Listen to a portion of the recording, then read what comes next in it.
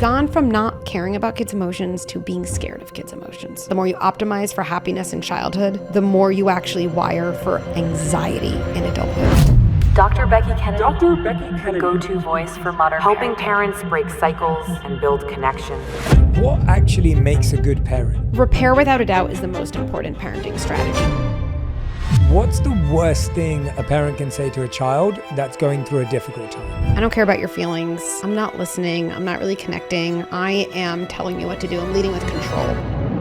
Can you be your kid's best friend and still set boundaries? Kids need us to embody our authority. Boundaries and validation, when paired together, that's what makes for really resilient adults.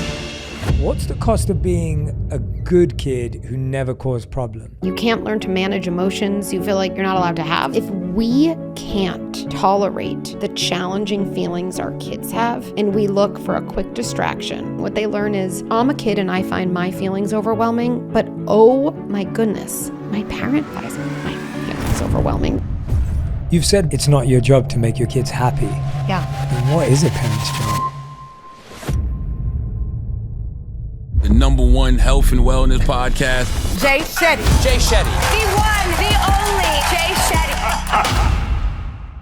Hey everyone, welcome back to On Purpose, the place you come to become happier, healthier, and more healed. I'm so grateful that I get to talk to today's thought leaders and experts about the things that matter, that make a difference in our daily lives. And today's topic is something I'm fascinated by. It's something I talk to my wife Radhi about a lot. And it's something that takes a lot of my mind space, even though I'm not one of these yet. But today's topic is parenting, and today's guest is Dr. Becky Kennedy, clinical psychologist, best-selling author, and founder of Good Inside, a global parenting and mental health platform. Named by Time as the Millennial Parent Whisperer, Dr. Becky is known for bringing practical, compassionate tools that help families and individuals thrive. Dr. Becky's best-selling book, Good Inside, has helped over 1 million people feel seen and supported through life's toughest moments. And in today's episode, we dive into how to honor hard emotions, set healthy boundaries, and grow through the everyday challenges of parenting and connection. In all honesty, I've sparked so many of the best conversations I've had around becoming a parent because of Dr. Becky Kennedy's work. So I'm so excited to have her on the show today. Becky, welcome to On Purpose. Thank you. I'm so excited to be here. It's so great to have you here. I want to start off by diving into just things that you say that really stick with me. And I go, oh yes, I feel like that resonates. You said, we've gone from not caring about kids' feelings to letting kids' feelings dictate what we do as parents. Yeah. And when you said that, of course, I'm looking at this as someone who wants to be a parent, but I'm looking at parents around me. That idea that we all feel we grew up at a time when our parents didn't care, they weren't present, they didn't know what was going on with our feelings and emotions. We've now gone to a place of our kids' feelings dictating what we do. Yeah. Talk to me about that. Yeah, I think naming this overcorrection is really helpful because, yes, decades ago, I mean, probably in still some families now, right? It's, I don't know, let's say some version of, I don't want to go to Aunt Sally's house. I don't care if you want to go to Aunt Sally's house, put on a smile, put on your shoes or else, and then some consequence, right? Okay, that would be, I don't care about your feelings. I'm not listening. I'm not really connecting. I am telling you what to do. I'm leading with control. And I think there's a generation of people who are like, that didn't feel good, you know? And we also know that emotions and learning how to understand your emotions, how to manage your emotions, you can't learn to manage emotions. You feel like you're not allowed to have disappointment as a kid. How could you ever manage disappointment as an adult? So it's not really the pathway to strengthen resilience, right? But yes, what I've noticed is something completely overcorrected that I would say is equally as bad for kids. Same situation. I don't want to go to Aunt Sally's today. It's so boring. I want to hang out with my friends. Okay, you know what? And then fill in the blank. I'll get a sitter. I'll stay home. Let me call 3 different people and, see what you can do. And there's so many examples of this. I don't want to leave the playground. Okay, well, I guess I'll stay at the playground longer. And it's not to say I'm against parent flexibility. Sometimes, of course, we can be flexible. But we've gone from not caring about kids' emotions to being scared of kids' emotions. That's why we let them run the show. That's why we give our kids' emotions kind of the steering wheel. And I think what we stand for at Good Inside is something remarkably in the middle. It is very important to see your kids' feelings as real. That's really what it is. That's what validation is. It's the process of saying to someone else, kind of, I might not be feeling what you're feeling, but what you are feeling is real. And I am interested in learning about it. I think that's very important. Oh, you don't want to go to Sally's house. I get it. You'd rather be sitting home and watching the basketball game on TV. Totally hear you. And then I think there's a well-placed because that is part of our job. Empathizing with a kid's feelings is only half of your job as a parent. The other half is setting a true boundary, is what I think of as authority without aggression, which is rarely modeled, but is important, which is some version of we committed to going to Aunt Sally's as a family. And the truth is, there's a good amount of things we all have to do that aren't number one on our agenda, that are even a little bit boring. This is one of those things. It's okay if you whine on the way there. I know when we get there, you're going to be able to pull it together. It's not going to be your most fun Saturday, but we'll get through it as a family. All right, what kind of music do you want to listen to in the car? Yeah. Why do we find that so tough? Why is that so hard to do as a parent? I think there's so many factors. So I think part of it is actually just a lack of confusion and teaching, right? I think we can get into this bigger conversation. I'll just name it and not go into it now. Parenting is the last job in the world where we glorify instinct alone.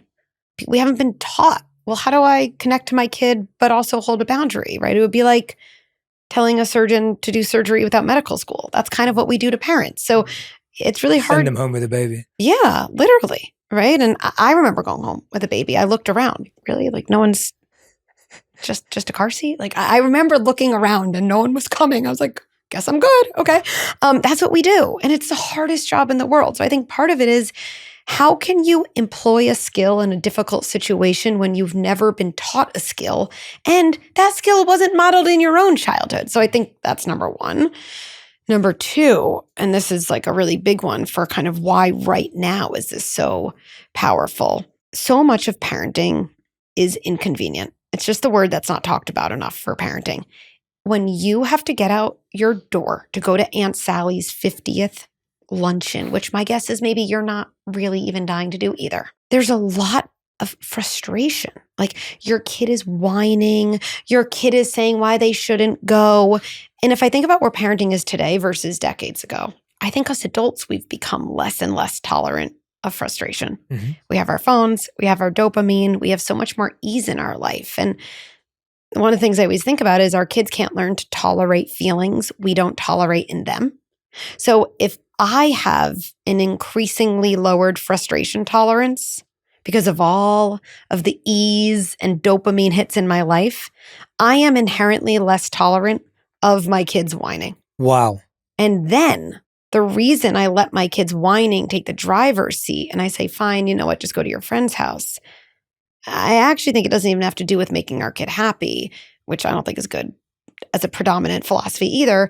I actually just want to stop feeling frustrated myself. I just don't want to deal with it.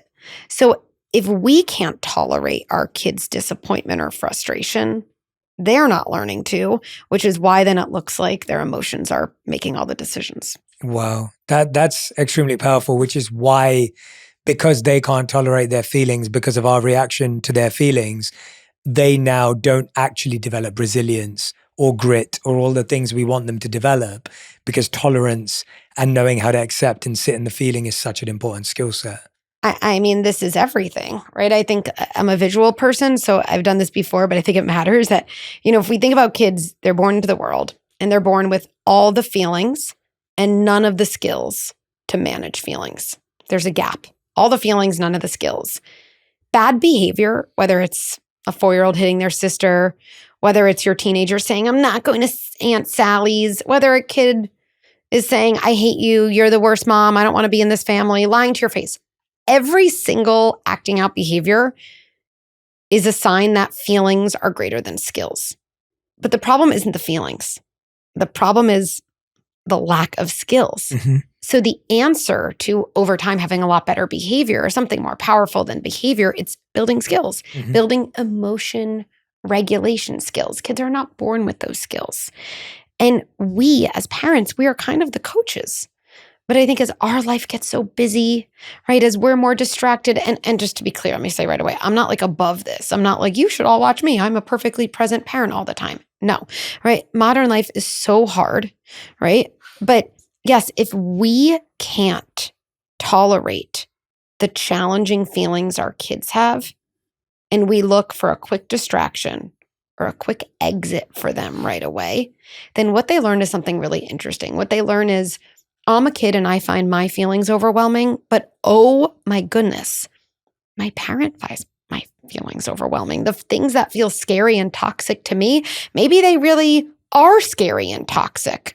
And then, things can kind of go from there. Yeah. And I think one of the challenges with that is that not only do the kids not have the skills, we potentially as adults have never had time to develop the skills ourselves, and no one taught us. And so that pattern continues. How do you overcome mom guilt? Oh, such a good question. So let me paint a scenario because I want to know if we're talking about the same thing. Mm-hmm. So I'll hear, and what I kind of referred to before is a situation. Like I'm going out to dinner with my friends, and it's often, I haven't seen a group of my friends without kids around in, I don't know, however long, a long time. Mm-hmm. But then I have my daughter, my son clinging to my leg. Mom, you never put me to bed. And meanwhile, in this situation, if it's like my house, I've like put my kid to bed for the last 37 nights. Okay. But still in that moment, it's like, you never put me to bed. And then what a mom will often say to me is, I feel so guilty. Like I feel so guilty. It's not even worth going out to dinner. Like it's not even worth it. I don't know. Is that kind of along the lines? Mm-hmm. Okay. That's spot on. Okay. So the way I see this, I actually don't think we're talking about guilt here. I don't. I think this is a misunderstanding of what guilt is. So I'll start with that. To me, guilt is a feeling you have when you act out of alignment with your values. And in that way, it's a very important feeling. Like all of our feelings are important for information because it helps you have enough discomfort to reflect on like, well, what are my values? Like if I no-showed to this podcast and didn't even text you, I'd feel guilty. It is not within my value system to no-show on people, right? That would be helpful. And I think, why did I do that, right?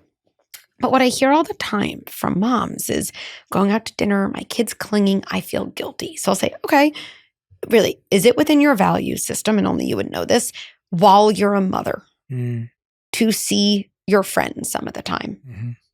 100% of moms say, yeah. So I say, okay, so this is interesting. This is definitely a painful experience, but this is not guilt. This literally isn't guilt. And here's what I think it is. I think as women, especially, but it's not only for women, going back to that good girl idea, we've developed the tendency to scan our environment and see other people who are upset with us. And we kind of do this. We're like, you're feeling uncomfortable. I will take that feeling out of your body. I will take it into my body and I will call it guilt. And I will change something I'm doing so you don't have to feel that way. That's not guilt. That's actually emotional confusion. And I find visuals helpful. So to me, if you picture yourself on a tennis court, let's say I'm on one side and my daughter who's clinging to me is on the other side. But instead of a tennis net, let's say there's a glass wall. What will happen is I'm like, okay, I'm on my side. I know I want to go to dinner with my friends. I haven't seen them. It's important. It's within my value system. I'm grounded in that. Over there is my daughter who's upset. Number one, two things are true can help here. Two things are true. I'm allowed to go out to dinner. My daughter's allowed to be upset, period. But if I picture that tennis court, the reason it's helpful is I now picture my kid, oh, you never put me to bed. I'm so upset. It's actually really powerful how many people have told me it's true. It's like, somehow those feelings in her body start to come out and start to come to my side of the court. And all of a sudden they're on my side and I'm saying things like, don't you want me to be happy? Or fine, I'll cancel. And actually the interesting thing is I'm not even doing that for my daughter at this point. That's why it's not guilt. Yeah. I'm doing that to rid myself of this feeling that wasn't even mine in the first place. And you can't even empathize because you can only empathize with someone's feeling when it's their feeling. As soon as you've made it your own, you're playing your own game. So if we go through this scenario, and I do this with so many women, I'm like, okay, so you're on this court. I want you to literally imagine doing this. And if anyone's listening and can't see me, I'm putting my hands by my chest and I'm like pushing it out. The visual matters. Like my kid's sadness, I am pushing it out of my body and I'm giving it back to them. I'm not pushing it away and I'm not doing it violently. I'm just kind of giving it back to its rightful owner, okay? Because then I can actually empathize. Because once it's back in her body, I can say, oh, you really wish it was me putting you to bed and not daddy. I get that. Yeah, I really wish it was you. Listen, this is one of those nights I'm going to dinner with my friends. It's okay if it feels hard. You're safe with dad. You're allowed to be upset. I will see you in the morning. Now, when I do that, again, my child has never said to me, have a great dinner, mom, or that was sturdy leadership, or you used that guilt tennis image, didn't you? That never happened. They keep crying. Yeah. Again, we're not our good interventions. Yeah. They're just simply not rewarded by kids' calm behavior. And the sooner we realize that, the better, even though we keep wanting it, me too, to be true. And now I go out, and the truth is, when I walk to dinner, I feel a little uneasy. Oh, I'm like, I'm so guilty. But I say, Becky, that's not guilt. It's actually literally not guilt. I am acting in alignment with my values. That is my daughter's distress. And actually, my job is to help her build tolerance for distress. And I actually just did that while I kept my dinner plan, because I know if I canceled, you think I'm not resentful of my daughter and not screaming her head off at the time she asked for a second book at bedtime because I wish I was at dinner with my friend in the first place. We use our kids' behavior or their reactions as a barometer of whether we're a good parent. And we lose ourselves in the process because we're so busy gazing out versus gazing in. Mm-hmm. What's a version of gazing in? Is this a decision I believe in? Do I feel like I'm actually being a good leader? Do I feel like this is a decision maybe not only for today, but for, every once in a while when we have the energy, a decision that really helps our kid become the kind of teen and adult we'd want them to be? When we call the school, when we do the puzzle, when we fix the friendship issue, right? Assuming it's not some really intense abusive bullying, okay? We might end up feeling capable, but we steal our kids' capability. To me, the biggest wins we have in parenting and in so many parts of life are when we shift from my job is to avoid all turbulence to I actually know exactly what to do in the turbulence. And when you know what to do in the turbulence, which takes practice and learning and support and never being perfect, you actually feel stronger. You know what's hard? Being sick and then having to fight the healthcare system while you're already feeling awful. First you call, then you wait, then you finally get an appointment scheduled 2 weeks away. I remember having this lingering cough once. I was doing everything I possibly could. Ginger shots, turmeric tea, steam, rest, all of it, but nothing was working. And when I finally decided to see a doctor, the earliest appointment was over a week away. That's where Amazon One Medical changes everything. You can see a medical provider way faster with 24/7 virtual care right from your couch, your office, your kid's soccer game, or wherever you are. And the cool thing is, access to healthcare providers is all online. Isn't that how healthcare should always work? And when it comes to meds, Amazon Pharmacy delivers your prescriptions right to your door. No driving across town, no standing in line, no awkward pharmacy counter conversations. I've heard so many stories from people feeling awkward at the pharmacy, having their prescriptions announced out loud, or waiting in long lines when all they want is to get home and rest. That's why delivery just makes sense. It's discreet, it's easy, and it gives you back your time and energy. With Amazon One Medical and Amazon Pharmacy, healthcare just got less painful. And I know you've also said that women in particular feel a pressure because there's always been this idea that women should have a maternal instinct. And you talk about parenting being a skill as much as the kids needing these skills as they're growing up. And women have this unfair pressure of, well, it's natural to you. I mean, I think that that's the thing when I became a mom that was so personally striking. This idea of maternal instinct, I think, has had a profound impact on our culture, right? Because I'm not saying there's nothing about parenting that's instinctual. I think we instinctually love our kid, or there's certain moments that come naturally. But yeah, when your kid is having a grocery store meltdown and the mom you're trying to become friends with is kind of watching you in the store, right? When your kid says, I hate you, you're the worst parent in the world. When your kid is delaying, I don't know, at bedtime or brushing their teeth. When your kid lies to your face, I didn't take money, and you see the Nest Cam of them taking money. We're saying we think our instinct is going to lead to good decisions. No, most people I know would say, my instinct is telling me to scream in my child's face. You know why? Because your parent probably screamed in your face because they didn't have the resources they need, right? And over, I'd be meeting parents. It was so interesting. It was mostly moms who would tell me always some version of the same story. They'd come at a live event, they'd say it's something nice, and then they would unload. And it was kind of some version of, I go to bed feeling awful about myself. I don't know what I'm doing. I'm yelling at my kids all the time. I feel like I'm a monster. I feel like I'm messing my kids up forever, right? And then I would kind of contain the situation. I'd listen, and then I'd dig in because I always want to know when someone's struggling so much, what resources do they have? And I'd always hear the same thing. Resources, like, this shouldn't be this hard. It shouldn't be this hard. I should be able to figure this out on my own. I don't know. It was striking. If I think about the best athletes in the world, even the ones who have amazing athletic instinct, right? I don't know, Steph Curry, LeBron James. Like, I'm pretty sure they had a lot of coaching. Yeah. Like, I'm pretty sure they weren't like, coaching's not for me. I should be able to figure out this basketball thing on my own. It's really interesting. I think people in almost every other field, they take pride in coaching. I even think the best CEOs now, it's almost embarrassing if you don't have an executive coach. And you don't just get your advice on Instagram. Like, you really have knowledge and learning, and you dig in and you feel good about it. And so, yeah, if something is supposed to be done by pure instinct, then the only explanation for why you're struggling is that you're broken. Yeah. And I feel very passionately about changing that narrative. Yeah. And I believe you are. And to that point that you're saying, I mean, I had the fortune of interviewing Kobe Bryant before he tragically passed away, around 3 months before.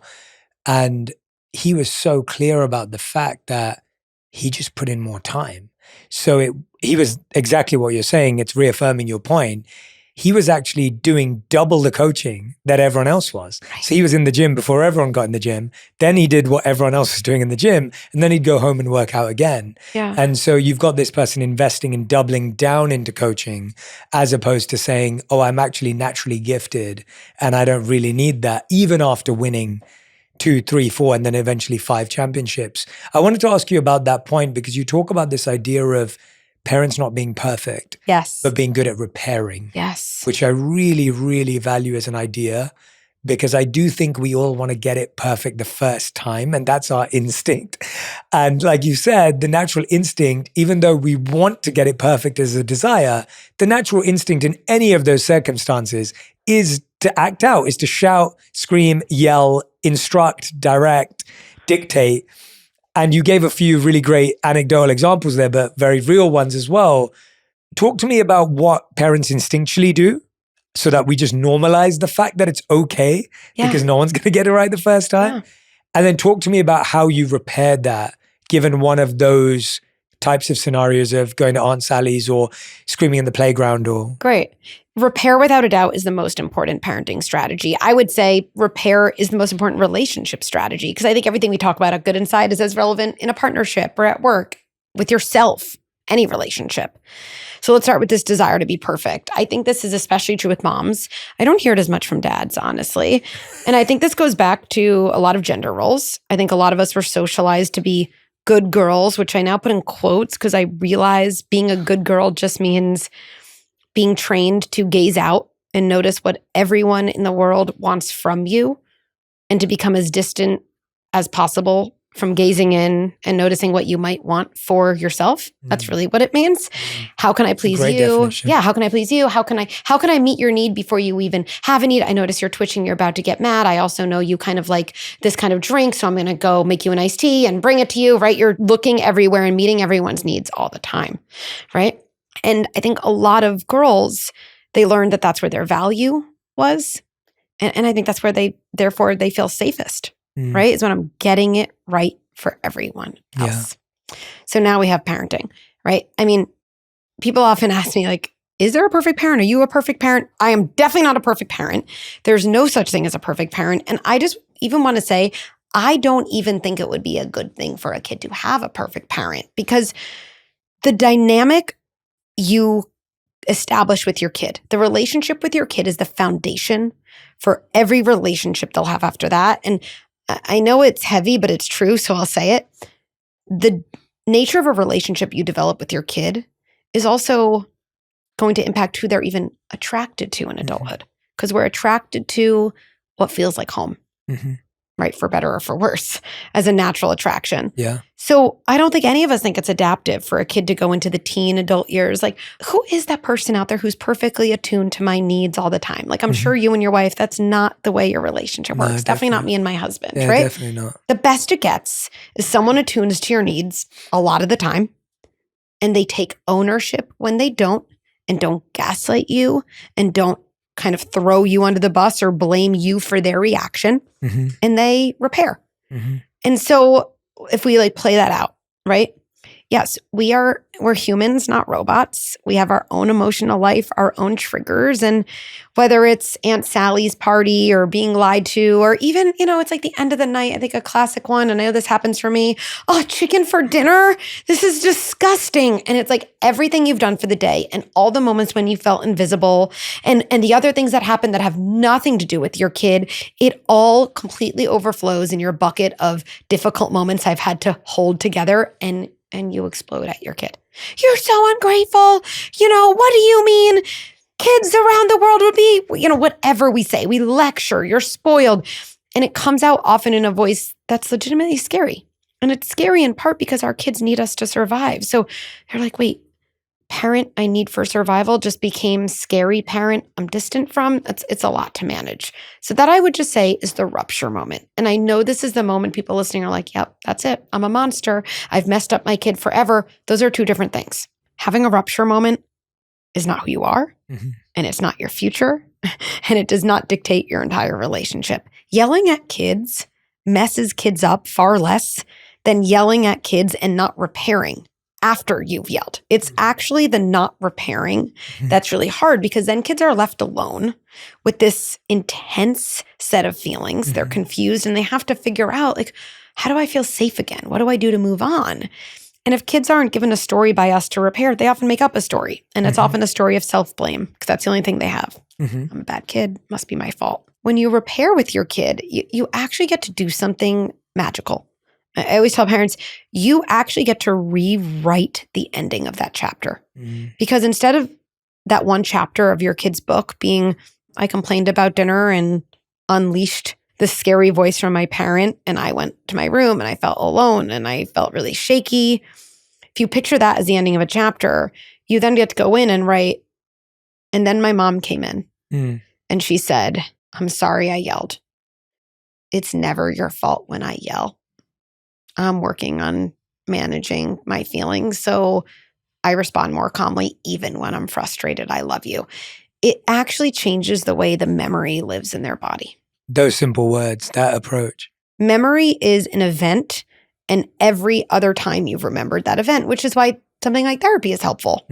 So interesting. Why is therapy helpful? My childhood didn't change, but remembering certain things in the context of a new relationship changes the way the original memory lives in your body.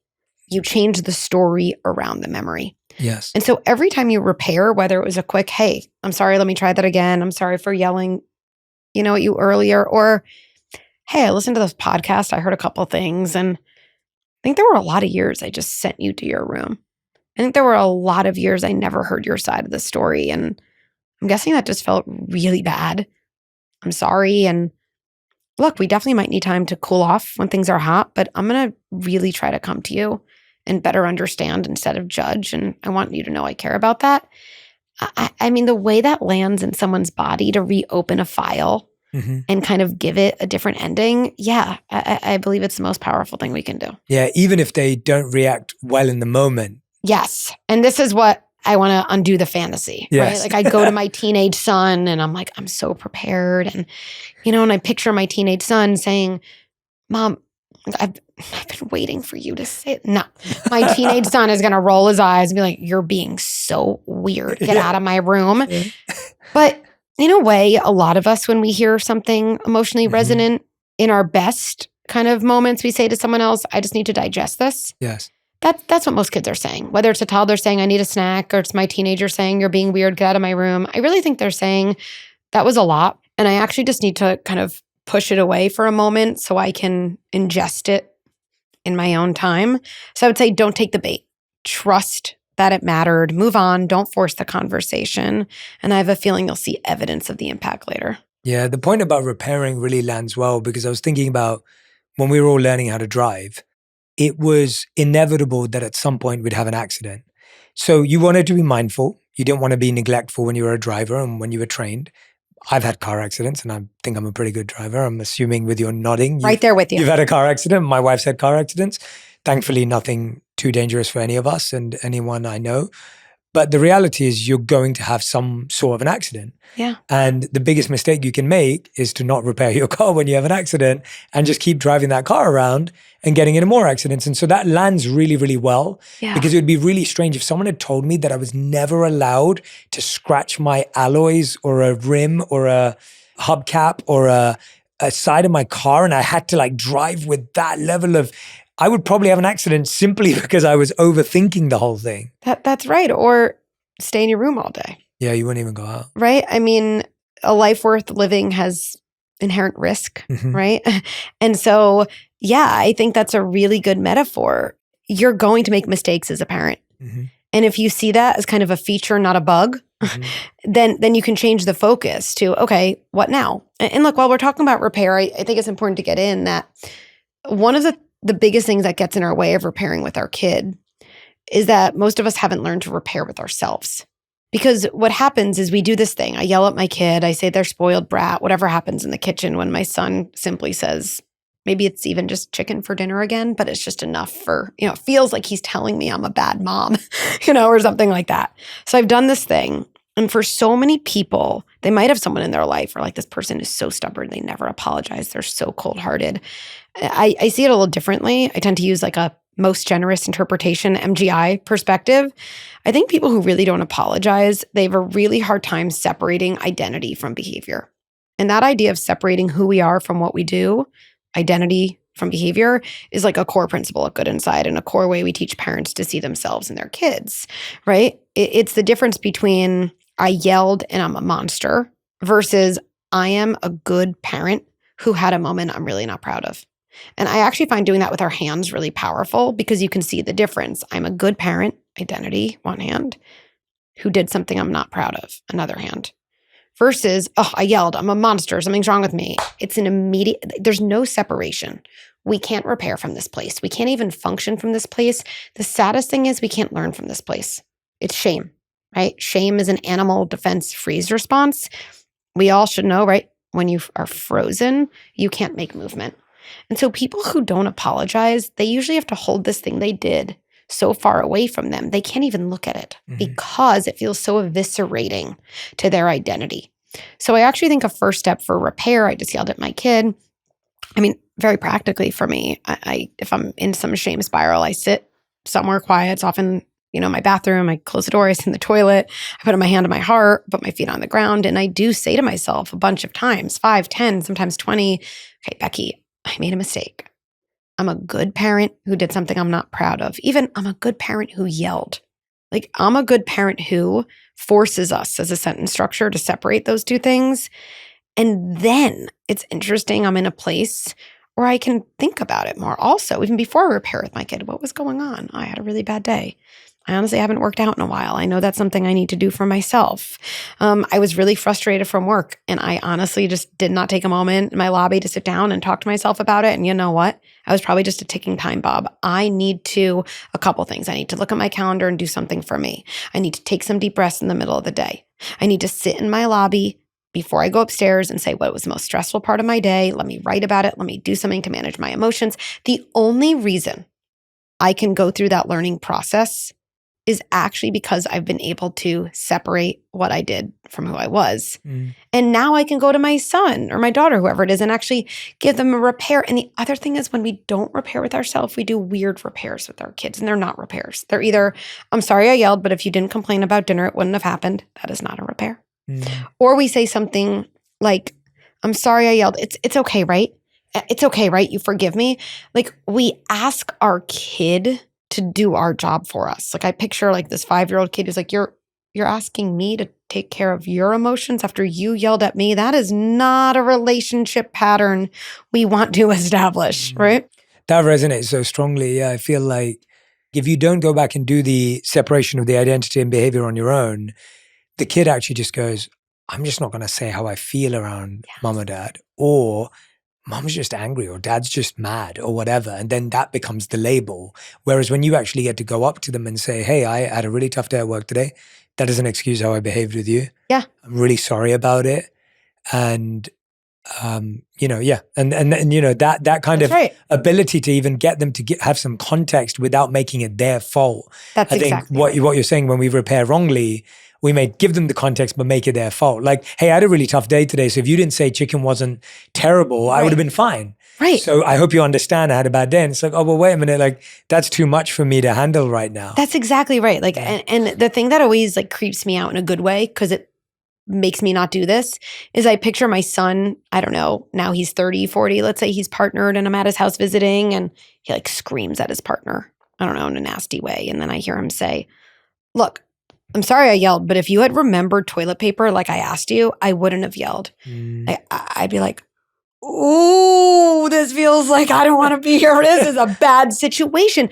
But if I've always repaired in his childhood by saying, I'm sorry I did a bad thing, but look, at the end of the day, your behavior caused me to do that thing.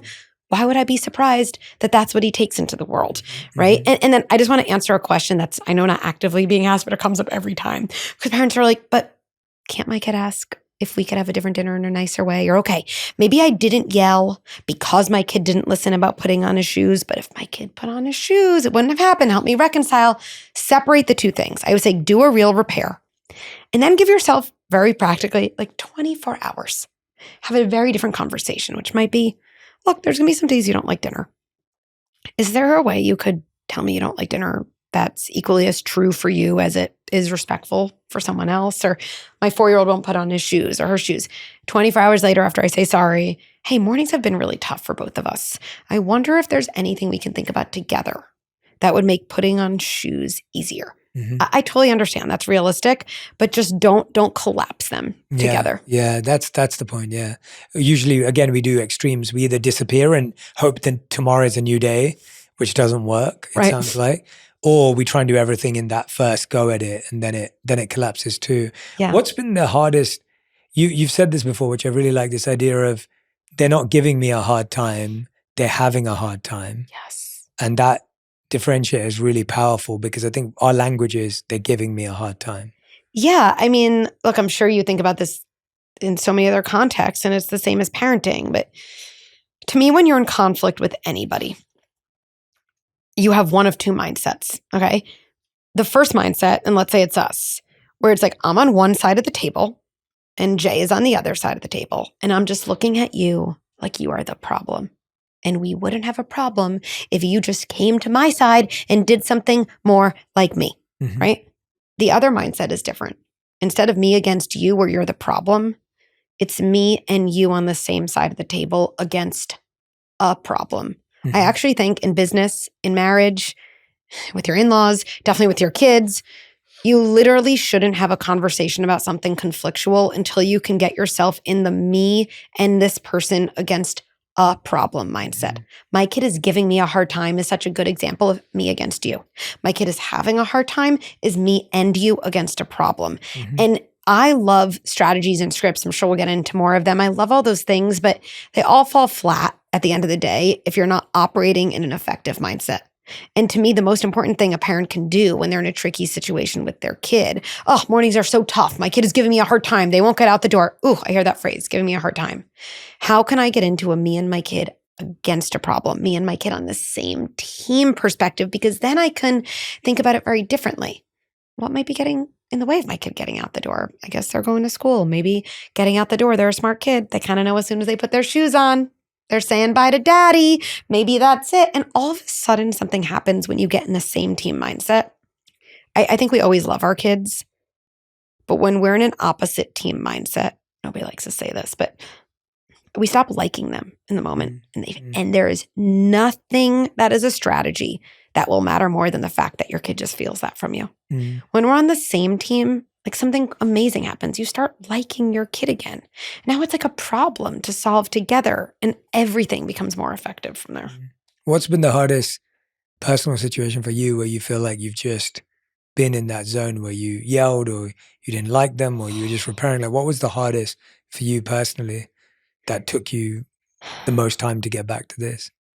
I mean, it happens. I just want to say, I feel like parenting is more like yoga than anything else. Like people who are really into yoga are like, it's the practice. Like there's no destination. So I'm happy to share some stories and I will, but I don't want anyone to think like, oh, that was then and this is now, Yes, right? Like yes, this yes. is a constantly It's evolving daily, muscle and our kids are always changing, right? So, one of my kids, my deeply feeling kid where she feels things more intensely, the explosions are more intense and there can be huge reactions to things that seem small on the surface. Going to a birthday party, not having the chair she wants, not watching a family movie that everyone else wants to watch, right? And it can feel in the time like, why are you being so difficult, right? Versus, hold on, she's having a hard time with something.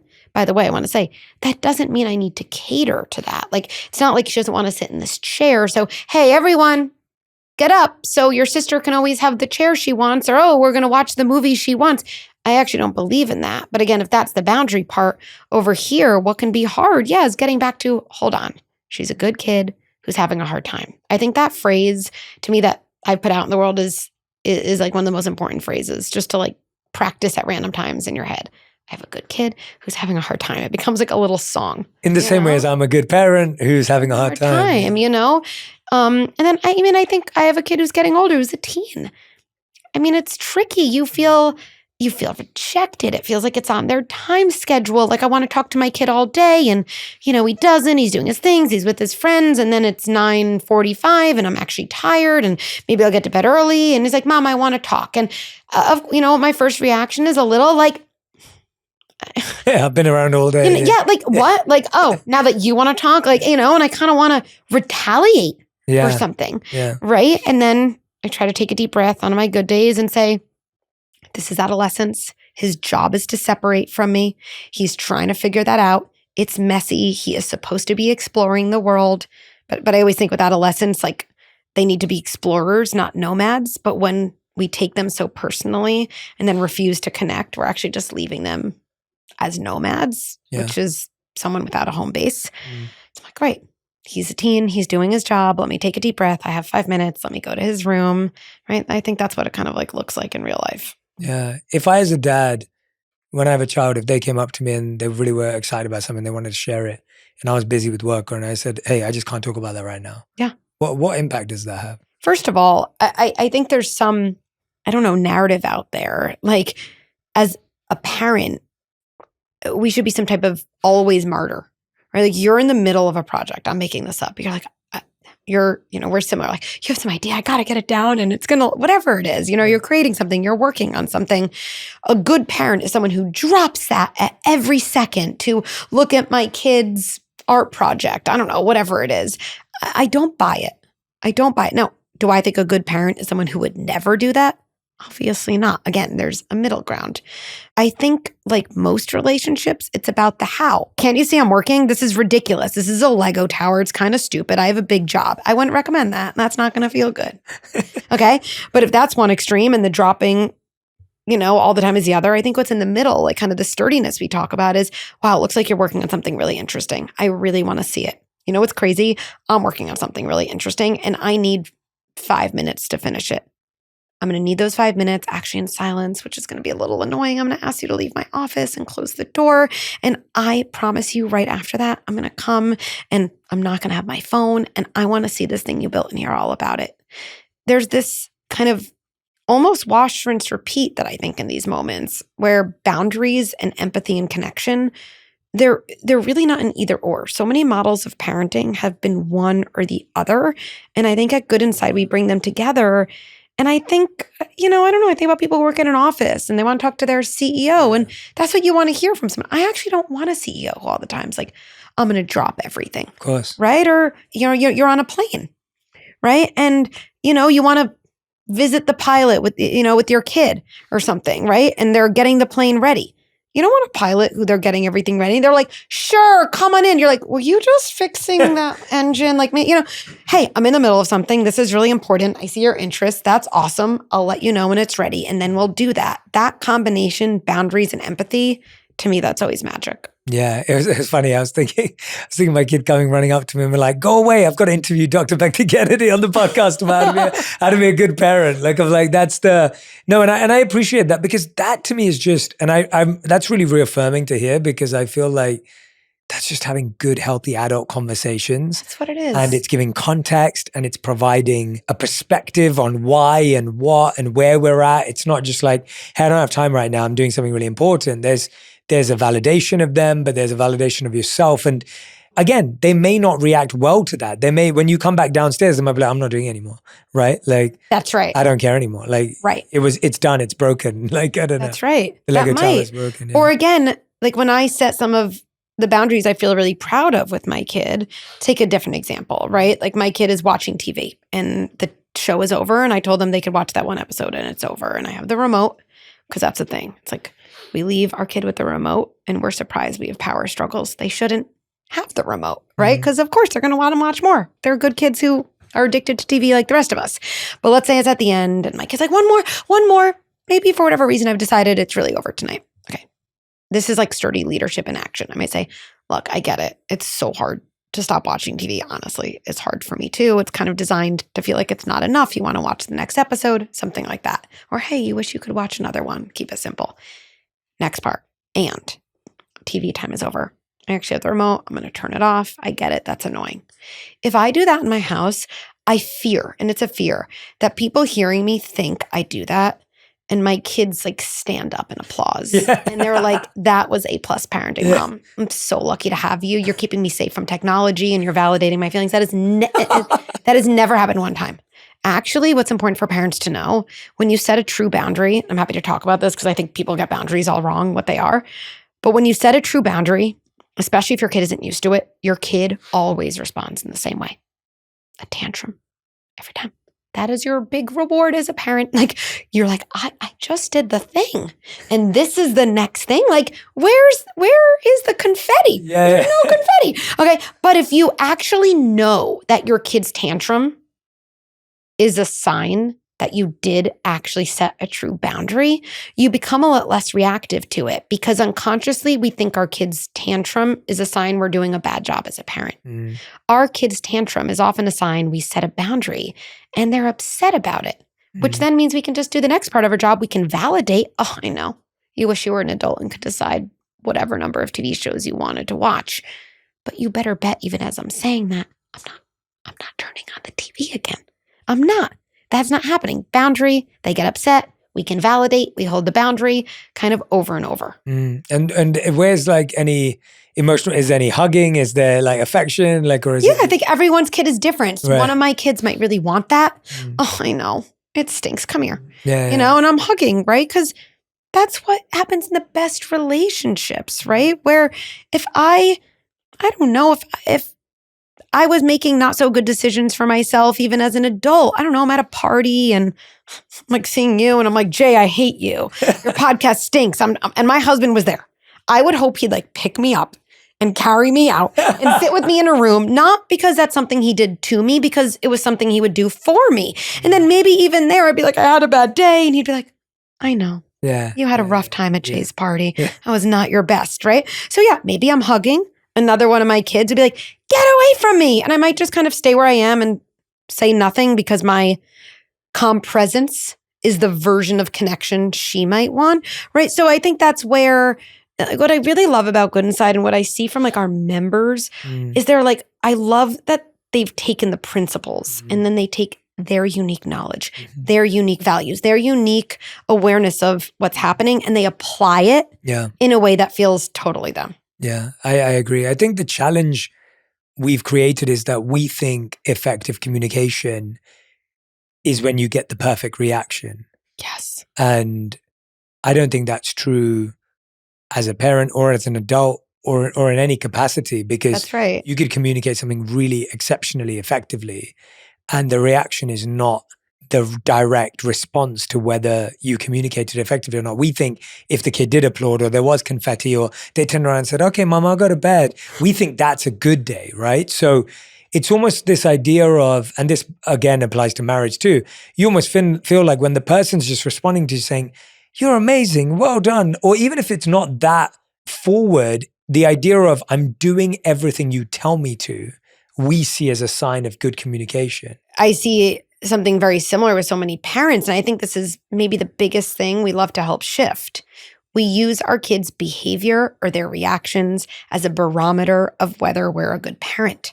And we lose ourselves in the process because we're so busy gazing out versus gazing in. Mm-hmm. What's a version of gazing in? Is this a decision I believe in? Do I feel like I'm actually being a good leader? Do I feel like this is a decision maybe not only for today, but for, every once in a while when we have the energy, a decision that really helps our kid become the kind of teen and adult we'd want them to be? So I heard this story from a parent the other day. It was really interesting. It was kind of this classic public meltdown, right? Birthday party. Her kid only wanted to sit next to the birthday party kid. I get this. It's a big thing. Sitting next to the birthday party kid is a big deal.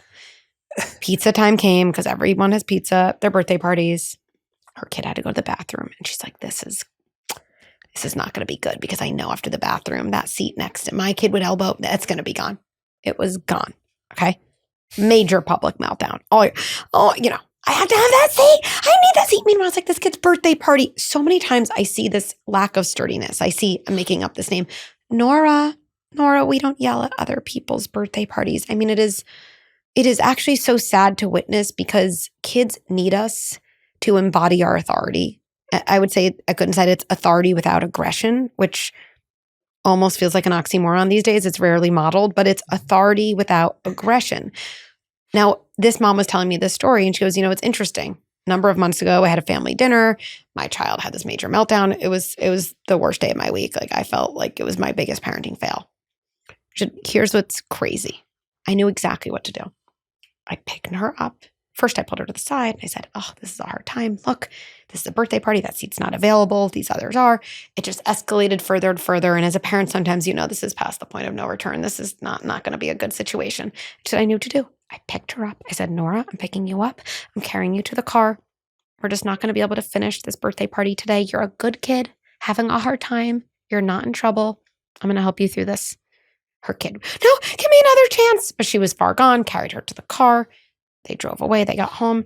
And she said to me, is it weird that was my parenting win? I just thought it was so beautiful. I don't think that's weird. I don't think that's weird at all. To me, the biggest wins we have in parenting and in so many parts of life are when we shift from my job is to avoid all turbulence to I actually know exactly what to do in the turbulence.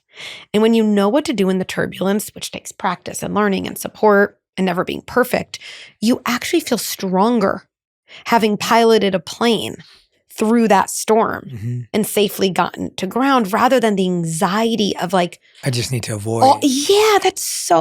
We feel so fragile when we're doing that. You've said before that it's not your job to make your kids happy, which applies to what you're saying right now. Yeah. And what is a parent's job? So I think I want to talk about both those things. Let's start with the parent's job and then why not only isn't our job to make our kids happy, but why it's actually a really bad thing for them. The idea of a parent's job has actually come up for me because over and over I'd see people in my private practice and, now through Instagram, different things, and they'd be like, my kid is having a tantrum. My kid is so mean to her brother. My kid won't do his homework, whatever the situation was. And I'd say, okay, look, all parents want to do a good job. I know that. But I'd always say to a parent, just tell me, what is your job? Forget if you can perform it well. What is your job? Every parent would look at me like, I have no idea. Yeah. And then I think about just offices. Like I picture someone coming to their job the first day and their boss saying, do a good job. And the person saying, but I don't have a job description. By the way, I also don't even know what that dude does over there. I kind of need to know what that person's lane is. I definitely need to know what my job is if I'm going to do it well. So I think any parent listening is like, it's true. What is my job? If you don't know, then there's immense clarity. Forget trying to do it well. We just have to have the clarity in the foundation. Absolutely. So I think a parent always has two jobs. It's almost every situation. And I'll define one of them, which we didn't get to yet. So setting boundaries and validating your kids' emotions. And they go hand in hand. Setting boundaries is widely misunderstood. I'll share what my definition of boundaries are, which is as applicable to adults as it is to kid. Boundaries are something you tell someone you will do, and they require the other person to do nothing. We often say, this person doesn't respect my boundaries. To me, with respect, it's often a sign that someone has an inaccurate definition of a boundary because you're giving all your power to the other person. So I often ask a parent, well, what do you mean your kid isn't listening? Yeah, I live in New York City. This is like my kid. And I always say when we go into the elevator buttons, don't press the buttons. Don't press all the buttons. And then my kid goes and presses all the buttons. He does not respect my boundaries. He has a listening problem. Now, if you have a kid like one of my kids who is 0% people pleasing, it's going to take a little bit longer than other kids to manage urges, okay? A boundary isn't don't press the button. Is that something I'm telling my kid I will do? No. Does it require my kid to do nothing? No, I'm giving all of my power to my 4-year-old. A boundary would be saying, hey, when we go into the elevator, I'm going to be between you and the buttons. I know it's fun to press the button, sweetie. It's just not something I'm going to allow. And yep, even if you lunge for it, I'm going to block you. That, it's true. It's like you got to get like your like karate, like there's some moves you need as a parent. I'll teach you them. Remarkably like kind of, some interesting dance moves going on. But that's a boundary. It's not something I'm doing to my kid. I'm doing it for him so I don't let him feel like an out of control kid. And this is important. So I don't let myself get so frustrated that I end up yelling random punishments I have no intention of keeping anyway. No dessert tonight. And then I'm like, actually, you can have dessert. I don't even care. I don't want you to have a tantrum. Like, this is what we do. So that's part of our job, setting true boundaries. Another great example of this, my kid takes the iPad when it's not iPad time. First thing to a question, I'm like, how? They're like, what do you mean how? He just takes it. If it's not iPad time, why does your kid even have access to where the iPad is? A boundary without words would be what I do. It's not, hey, don't touch the iPad in the kitchen. I'm sorry. I'm just going to speak for myself. If my phone is in a room and someone tells me not to look at it. Yeah, you're looking at it. Yeah. I'm just not that, I don't have a great hit rate there. Those things are very addictive. Okay. Yeah. And I have more self-control than my 5-year-old, right? Totally. A boundary would be saying, hey, from now on, just so you know, the iPad is going to completely out of reach, out of sight. It's not because I don't trust you. It's because those things are actually built to draw your whole body to them. It really wasn't fair for me to put it somewhere and ask you not to get it. So it's just going to be away until it's iPad time. When it's over, it will shut off and then I'll put it back in that place. Done. That's part of our job. The other part of our job is connecting to our kids' feelings, is seeing our kids' feelings as real while not allowing those feelings to overpower us. That is so important. People think validating a kid's emotions means agreeing with their emotions. It does not. My kid is having a grilled cheese. They always like it cut into rectangles. These things matter. And I cut it into rectangles. And today is the day my kid's like, I needed it in triangles, right? Whatever it is. Now, to me, I know intellectually, I'm like, this feels crazy. I actually thought about how to cut it. I cut it in a rectangle. That's how you usually like it. But I don't have to agree. Who knows what this is really about? Validation would just be, you really wish it was in a triangle today. Or, oh, this feels really bad. Oh, it feels like the grilled cheese isn't even going to be yummy when it's cutting this way. People often think if I do that, that means I'm making a new grilled cheese. Depending on the day, if I want to, maybe I will, but maybe I won't because I'm holding the boundary. But validation is simply seeing someone else's experience as real for them. And I think when you think about those two jobs, boundaries and validation, the reason they're so important is I kind of profoundly believe that kids are always asking two questions. Am I safe? And our boundaries answer that. And am I real? Because kids have such intense feelings. I mean, you and I have intense feelings. And the thing about feelings that's so fascinating is when you fall and skin your knee, you see blood. So you're like, ow, that's painful. But then you often have some representation of how it's real. Well, I'm bleeding or I have a black and blue. Feelings are very unique. They are such visceral sensations coursing through your body without any external manifestation. And there's no blood test to tell you you're having anger. So that's very confusing for kids. And so part of what happens for kids when they're feeling intense emotions is we sometimes take the bait too much about the concrete thing they're upset about. What they're really trying to figure out, which is really the basis of confidence, are the things that I am perceiving, feeling in my body, are those things real? Because I have to know if they're real before I can learn how to manage them. I feel like a lot of people think that their job is to make their kids good people or to Yeah. be successful Yeah. or to do well or be able to survive the real world when they grow up. Would you say that, am I safe and am I real, which I love those questions, would you say that boundaries and validation almost will help do all of those things? I think that's a beautiful question because I guess I'm zoomed in to often like, well, what is my job in the moment? And I think what you're saying is like, what is my goal for my kid? I have those goals for my kids. I want them to be resilient, which really means I want them to be able to handle challenges and know that they can bounce back from hard things. I want them to be able to tolerate discomfort, not avoid it or look for the quickest exit from it. I want my kid to feel really at home in their body. I want my kid to feel confident, which to me has nothing to do with feeling good about yourself. It's actually about self-trust, which is why it goes back to feeling like your feelings are real and feeling like you are a better perceiver of your feelings than other people are for you. Yes, I do believe, of course, there's a lot more nuance, but in general, setting boundaries, staying connected to your kid by validating their emotions. There's other things too, right? Supporting them in their struggle, not rescuing, asking yourself pretty often, am I still doing things for my kid that they can start to learn how to do for themselves? And how can I slowly back away? How can I set my kid up for capability, not fragility? Right? There's other things, but in general, yes, I think boundaries and validation, when paired together, they do. That's what makes for really resilient adults. I would agree with you, and I've never heard it that way before, and I really like that because I think sometimes when we think, oh, well, I want to have kind kids, and then we're trying to model kindness for them.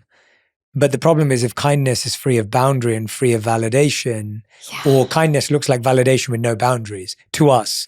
That's right. And then they're not getting kindness because they don't know what self-kindness looks like. And they only see the martyr or the self-sacrifice version of kindness, quote unquote.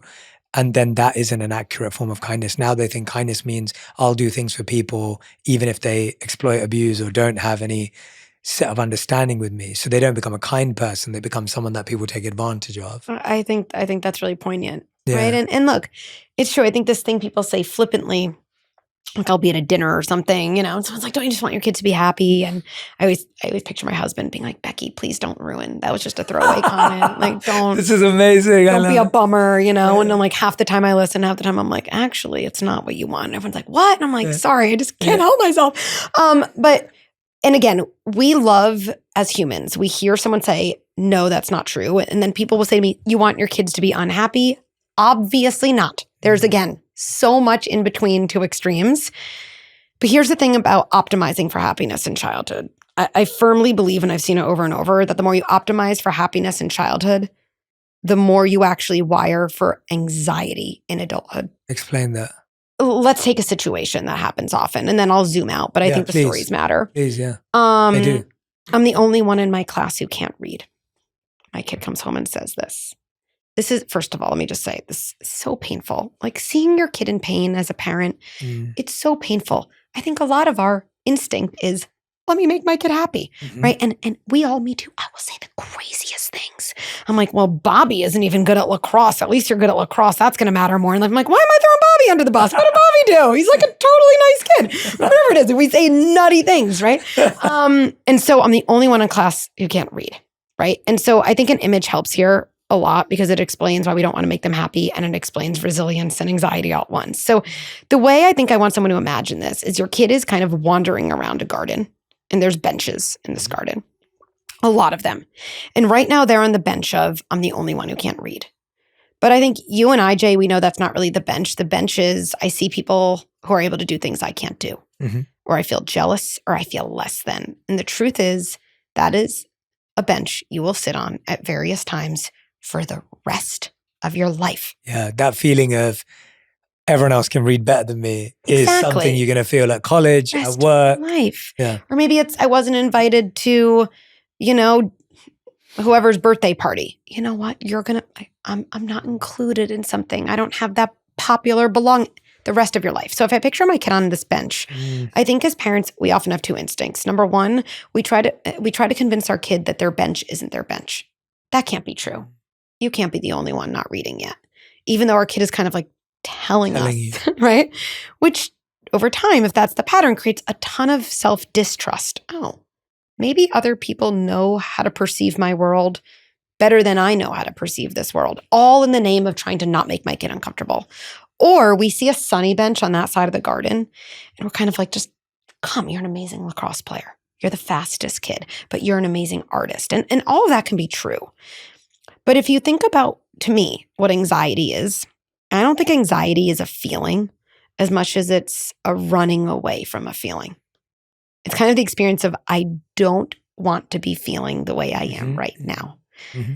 So a kid is wiring up their body, they're understanding how the world works, and they're understanding in childhood what feelings and experiences are tolerable and what feelings and experiences are intolerable. The latter become anxiety. So, Mom, I'm the only one who can't read. And I'm like, oh, that's not true. Or, I just kind of fix it right away, or I throw them a party to make them distracted. So what does my kid learn in their body? I was feeling disappointed, less than. And what kids wire next is our response. And what comes next is escape into happiness, escape into distraction.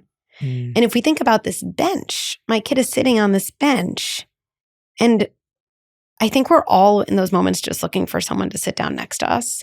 Because the thing is, if my parent can sit on this bench with me, it can't be as awful as I think it is. It literally can't. If they yank me from it or try to convince me it's not true, what they're really saying is, you're feeling upset, but I can't really connect to the part of you that feels this way. I can't do that. That is so scary for a kid, because they're like, I guess this really is bad. And so in the name of kind of making our kid happy, what we really do is we develop a whole range of emotions our kids learn are intolerable. And if we think about what anxiety is later on, kind of, okay, so let's say this kid later on, and again, this is not one intervention. This would be many, many patterns, right? But whenever a kid is upset, optimize for happiness, optimize for happiness. I think the thing we realize at a certain age, it's different for everyone, 14, 18, 30, 50, whatever it is when I'm really upset about something and something doesn't go my way, there actually isn't always an off-ramp to happy. Like when I get fired from my job, I'm not going to be happy in an hour. I mean this. Seriously, I guess maybe if I go to drugs, I'll be happy right away. Maybe if I have something else, but feelings don't work that way. Yeah. And there's no one, I don't think, who's just given me a new job. And so by the time I get to those hard moments in adult life, either I've developed the ability to cope with feelings, or I'm so accustomed to always expecting happiness that ironically, the way I feel my distress is even more intense because the gap is so big, right? It's kind of like the light goes on of distress and I've always expected it to go totally off. I don't even have a dimmer switch anymore. It's just on is horrible and I need it to go off. When I think about what that means, and then I like to give parents like an alternative, my kid says, I'm the only one in my class who can't read. I actually think there's 3 lines, because I like It's to a get concrete. script. Yeah, that can really embody the idea of what I say. Like we always say it good inside the feelings bench, sit on the bench, sit on the bench. And you become a bench warmer, right? So the first one is just, I'm so glad you're talking to me about this. This is so powerful in marriage too, or work, Hey, I feel like you've been on your phone a lot and I don't know, I feel really disconnected. Imagine if the first thing your partner says back is, I'm so glad you're talking to me about this. What you're actually saying in a deep attachment way is, the part of you who feels this way is attachable to me. I'm sitting with you. I'm so glad you're talking to me about this. Yeah, they were handing out books and everyone got chapter books and I got this baby picture book. Oh, the second line, ultimate confidence builder, is just, I believe you.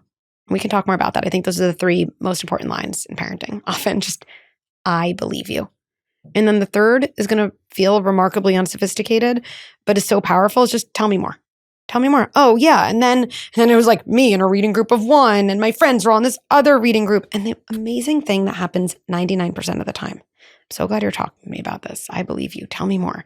Your kid then tells you the story.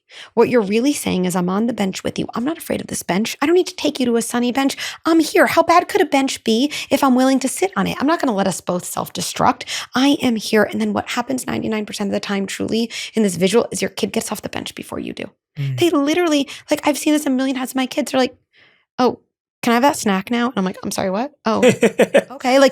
You just wanted to know that I could tolerate this, that I could be with you in this. And then what we do in their body is not with the story, because the story is just a representation of a feeling.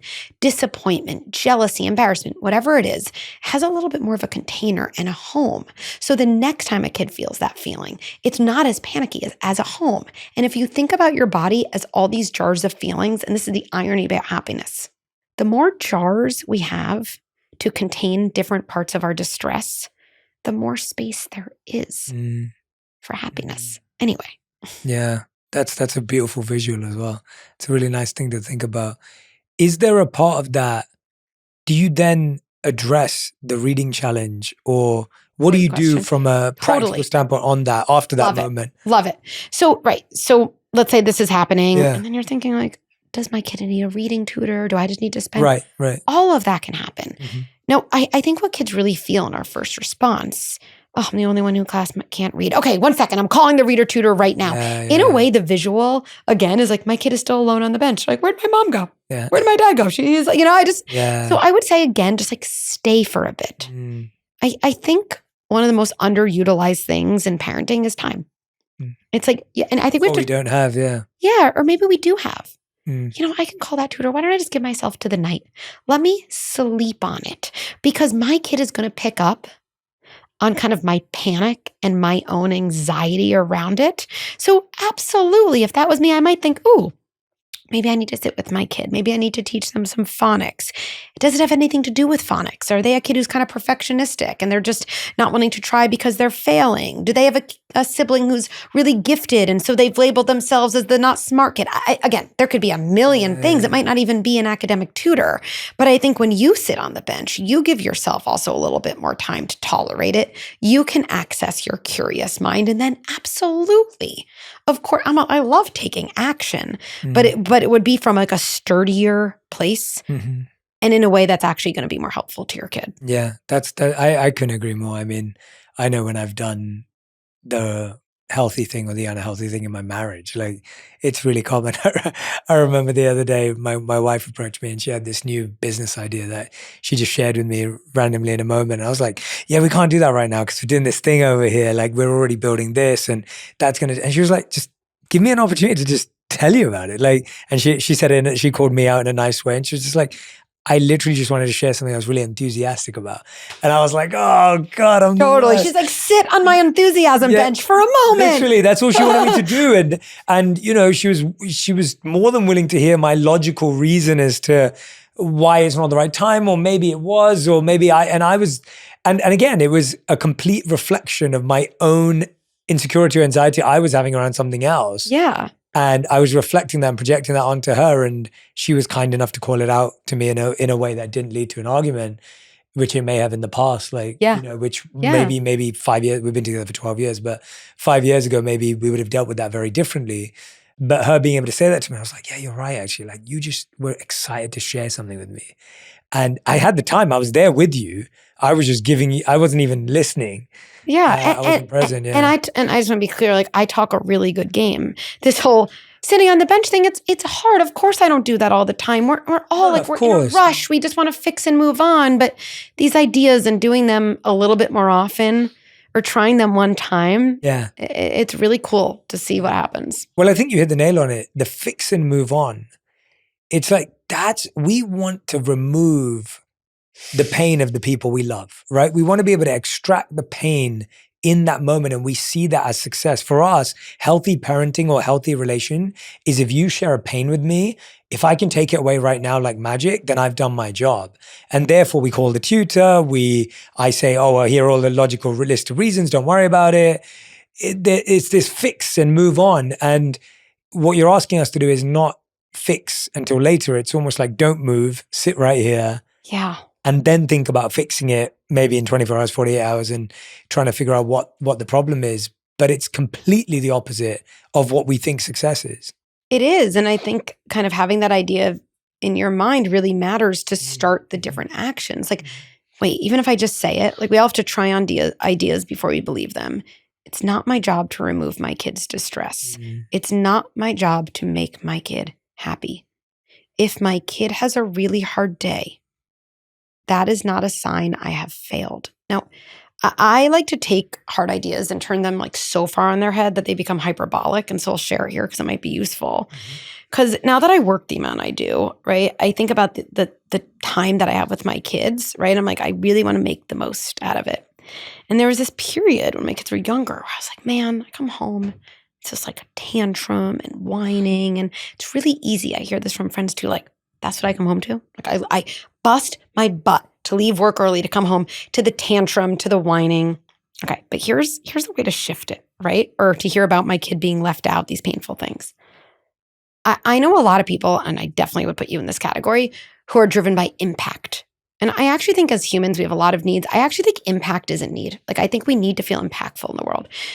When our kids are perfectly happy, oh, mom, you came home from work. Thank you. Also, I got 100 on my test and 3 of my friends are planning parties. I was invited to all of them. And in general, just feeling 10 out of 10. Okay, that's never happened, but let's just say that did. Yeah. I would love to witness that moment, but I promise you I'm not impactful in my kid's life in that moment. My kid's fine. Moving on. I don't even know how many of us need anybody when that's happening. Yeah.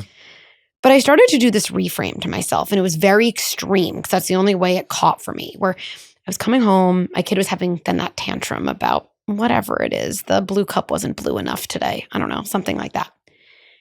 And I started to say to myself, Becky, this is my bang for my buck moment, literally. This is the moment, if I'm driven by impact, that I want to be home for. Because my kid is probably just releasing the stress of their day, or the blue cup is too blue is a way of saying there's so many little things in my day, mom, that didn't go the way I wanted, and I haven't released it until now. And if I can be there in that moment, don't get me wrong, I'm not going to say it's like purely enjoyable, but oh my goodness, is it impactful? And that really, really matters down the road. And it motivates you too in the moment. It kind of does motivate me. The other thing that motivates me too is, I think about this thing that happened with one of my kids where they have these projects in his school. And some of the projects for this week are really good. They're like amazing. We live in New York. They're like these amazing opportunities. And I'd say 3 or 4 of them are like, everyone's like, those are the bad ones, like life. So there's how good of a project you get. And then also they split up kids into groups. So kids want to be with their friends. So there's always factors. How many of my friends am I with? Did I get the good project? First project week came out. My son got, and it just was the worst project with not a soul he knew. It was like, right. Yeah. Okay. So this is the moment I think, and my son, obviously, he was like really upset. Again, I don't know if kids were like, this is a learning moment. No, he was like really upset. Why is this the case, right? Okay, so the phrase I've developed that I do think is powerful just because it gets me in a different mindset is sick joy. And I'll explain what I mean, okay? I know what really matters in life going forward is being able to stay grounded when things don't go your way. He might not get into his college of first choice. He might not get the job he wants. He might, whatever it is, go buy a car and he thinks he's getting a certain car and they don't have that one in stock. I mean, not getting the thing you want it happens every day in adult life. And I think you and I know adults who are no more prepared to deal with those situations well than they were when they were 2. Absolutely. It's just adult versions of tantrums. We can't build skills for experiences we don't have. We can't buy that skill. We can't verbalize it. We can't lecture it. You have to feel it. It's just the unfortunate truth. And I think especially if you live a life where there's a decent amount of privilege, which my kids have, like there's a lot of ease in moments. And so look, I did not say to my son, because I'm not going to walk myself into a bomb, this is a good situation. No, I'm not going to say that, okay? But in my head, I really mean this. Instead of being like, my urge is to take that away, I'm like, you know what? Like, I have a little sick joy. Like, this is not going to be fun for the next 3 days. First of all, he needs to borrow my belief in him. If I can't believe he can get through this, if I'm like calling the school right away, you need to change. What I'm really saying to him is, I see you as a very fragile human. And kids form their identity through us. We are their mirror. We show them who they are. I'm basically saying you are fragile. You can only operate successfully when things go your way. Entitlement, all the things we don't want. And so That's how you end up, a part of me is like, this is so good for him. It's actually funny. This is this dynamic you'll see if you have kids where people call the school a lot and they're like, I need my kid to be with this teacher and these 3 best friends.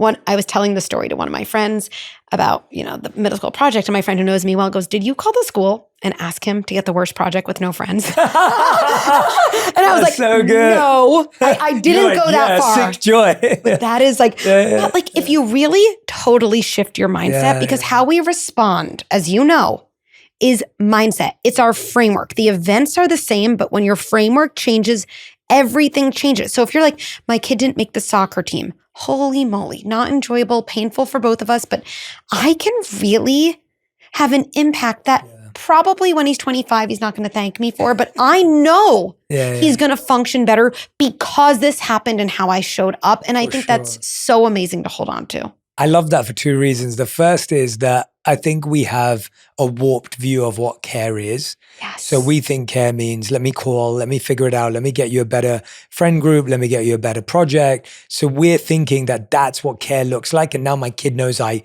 care for them. But actually what you're saying in your words is, I don't believe in you.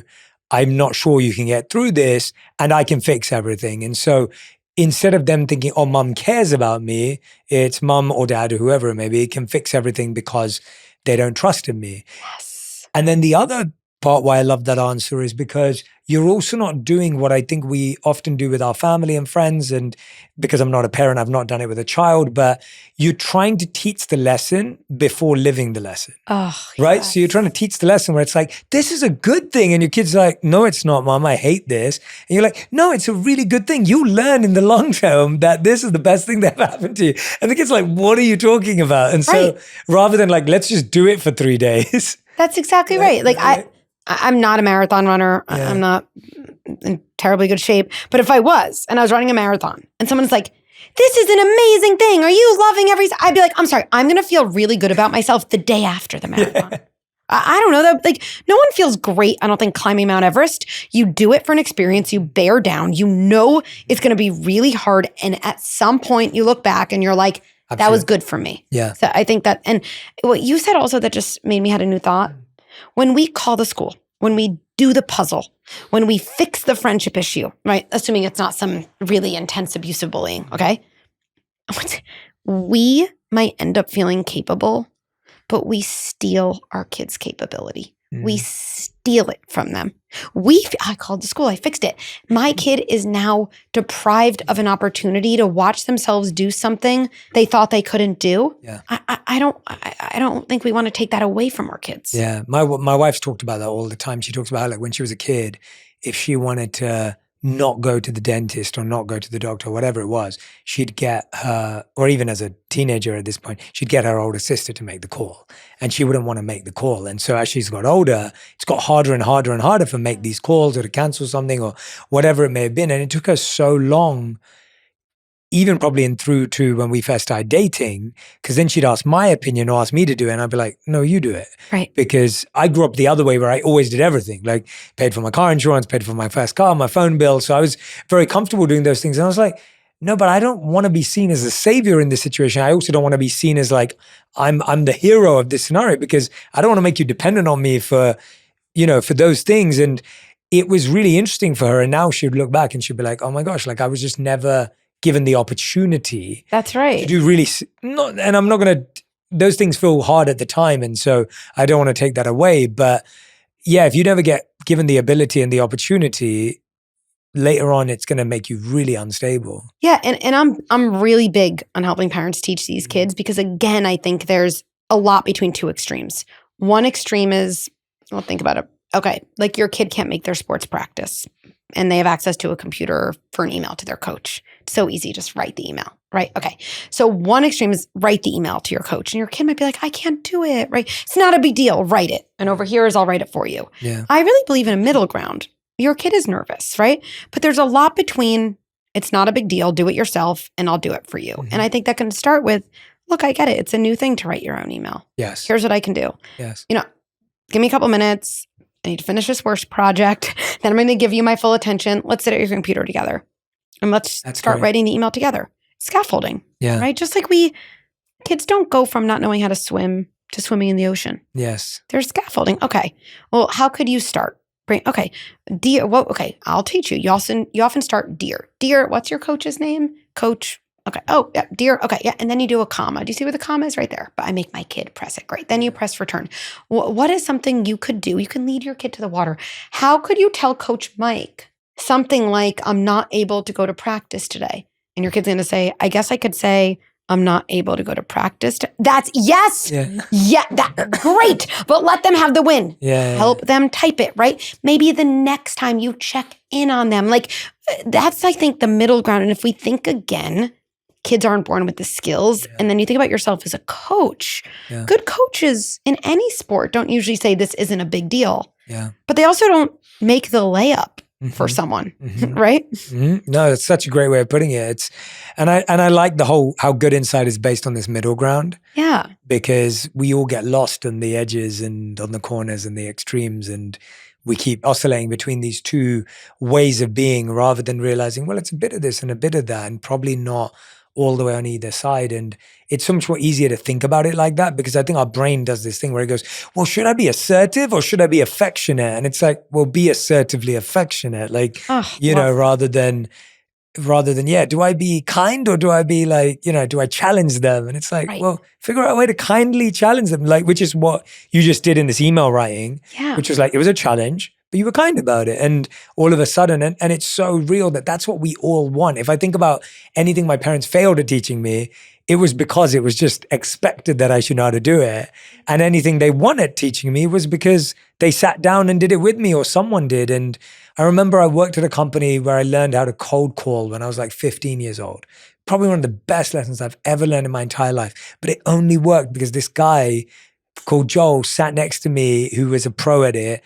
And he sat next to me for my first like 10 calls and would write out the words for me and script and coach for me. And then I did 290 phone calls after that without him. Yeah. And it was just those 10 calls that made me feel so confident. I didn't know what cold calling was. And now everyone's listening going, what the hell is cold calling? But it was when you were trying to sell stuff over the phone to people you didn't know. And back in the day. Yeah, back in the day, yeah. And it was just that kind of an experience of, having someone hold my hand and have a script and kind of could see me stress out on the phone when someone said something I didn't expect and kind of put a word in front of me. And it was like, oh, okay, that's how you do it. Yeah. And look, I think this stuff, it's so old in our body, right? Like I think about an issue I was having with one of my kids a year or two ago. It's a small issue. Just like, why is his towel on the floor? Why is it always on the floor? I actually am not someone who cares about my kids having like a very neat room. I don't know why. I'll look into it in therapy, but like the wet towel on the floor is just, it's a thing my kids know I care about. And there's not that many things like that. So it's on the floor. And every time, how hard is it? How hard is it to take your towel and put it on the hook, right? Like there's so many ways. And if we go back and you think about your equivalent in your childhood of towel on the floor, right? I think that's what a lot of us were met with. Just like our parents' frustration. Again, they were doing the best they could with the resources they had, right? But the best bosses in the world, if they get a report from someone that's not good, I can't imagine. They're like, how did you do it like this? Like, well, I don't know how to do it differently then. And so I thought about this, and I find a helpful question with your kid to start with. Be like, okay, wait, I have a good kid. Let me remind myself, I like my kid. I have a good kid. What is a skill my kid would need to develop to be better able to even pick up the towel on the floor? And when I asked myself that question, something crazy happened. I had a thought I'd never had before because of the mindset shift. I said, I wonder if he notices it. Like when I look in his room and the towel's on the floor, I don't notice anything in the room except that towel. But I know there's so many times with me and my husband where he's like, did you not see this? And I was like, oh, it just wasn't capturing my attention. So I realized that. And then I realized he probably walks by it. He goes out. It's not on his mind. So I talked to him about this. I said, hey, this has become a thing. I don't want to keep fighting. What would you need to do to remember to pick up your towel? And at first he's like, I don't know. And I was like, well, where do you walk like in your room before you go out? He's like, I always go by my door. So, well, what would you need to do or even put around your door to remember? And literally he goes, I don't know, like a Post-it note. It was so simple. My heart chasing, it felt so deep because of the process. And I was like, oh, like what would the Post-it note say? And he's like, I don't know, towel. It's like, okay. And then this was an interesting moment. He goes, could you write it for me?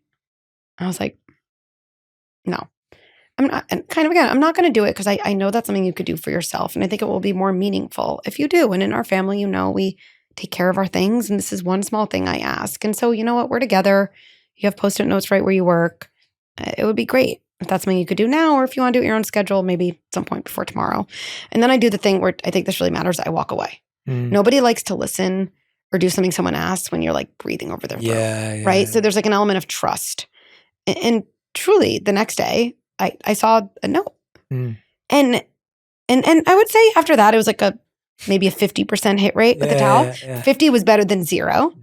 I learned so much from this process. I use it with so many other things for my kids. Like, oh, you always forget to take your water bottle. Okay, like I can get frustrated about that, or I could help them build some new skill, because again, what's going to transfer is when my kids are in college, there's going to be something that happens. Oh, I keep forgetting to study for my tests on time, or I'm late to class. Either they'll hear my voice saying, what's wrong with you? This isn't that hard. Or they'll hear, hold on a second. I'm a good person. What's going on? What would I need to do to be better able to do this thing I want to accomplish? That's the process you're really modeling. That process into adulthood, as we know, that's a winning process. It's going to pay off. So big. And even if it takes time. That's right. And you know what I don't want when my kid's in college? Like I always say, there's certain jobs I always want. My kid's going through a hard time, something tricky, always happy for them to call me. Like water bottle rememberer, alarm clock setter.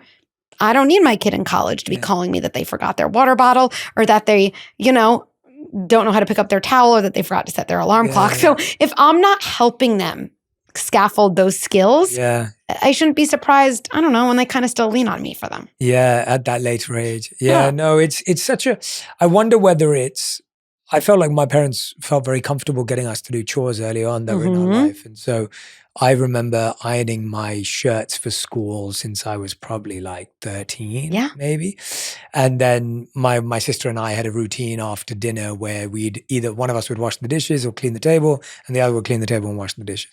And I felt like those were healthy routines that we just knew that were locked in, and we hated doing them. I never liked doing it. Ironing, I got some pride in. I'm still like a very proud.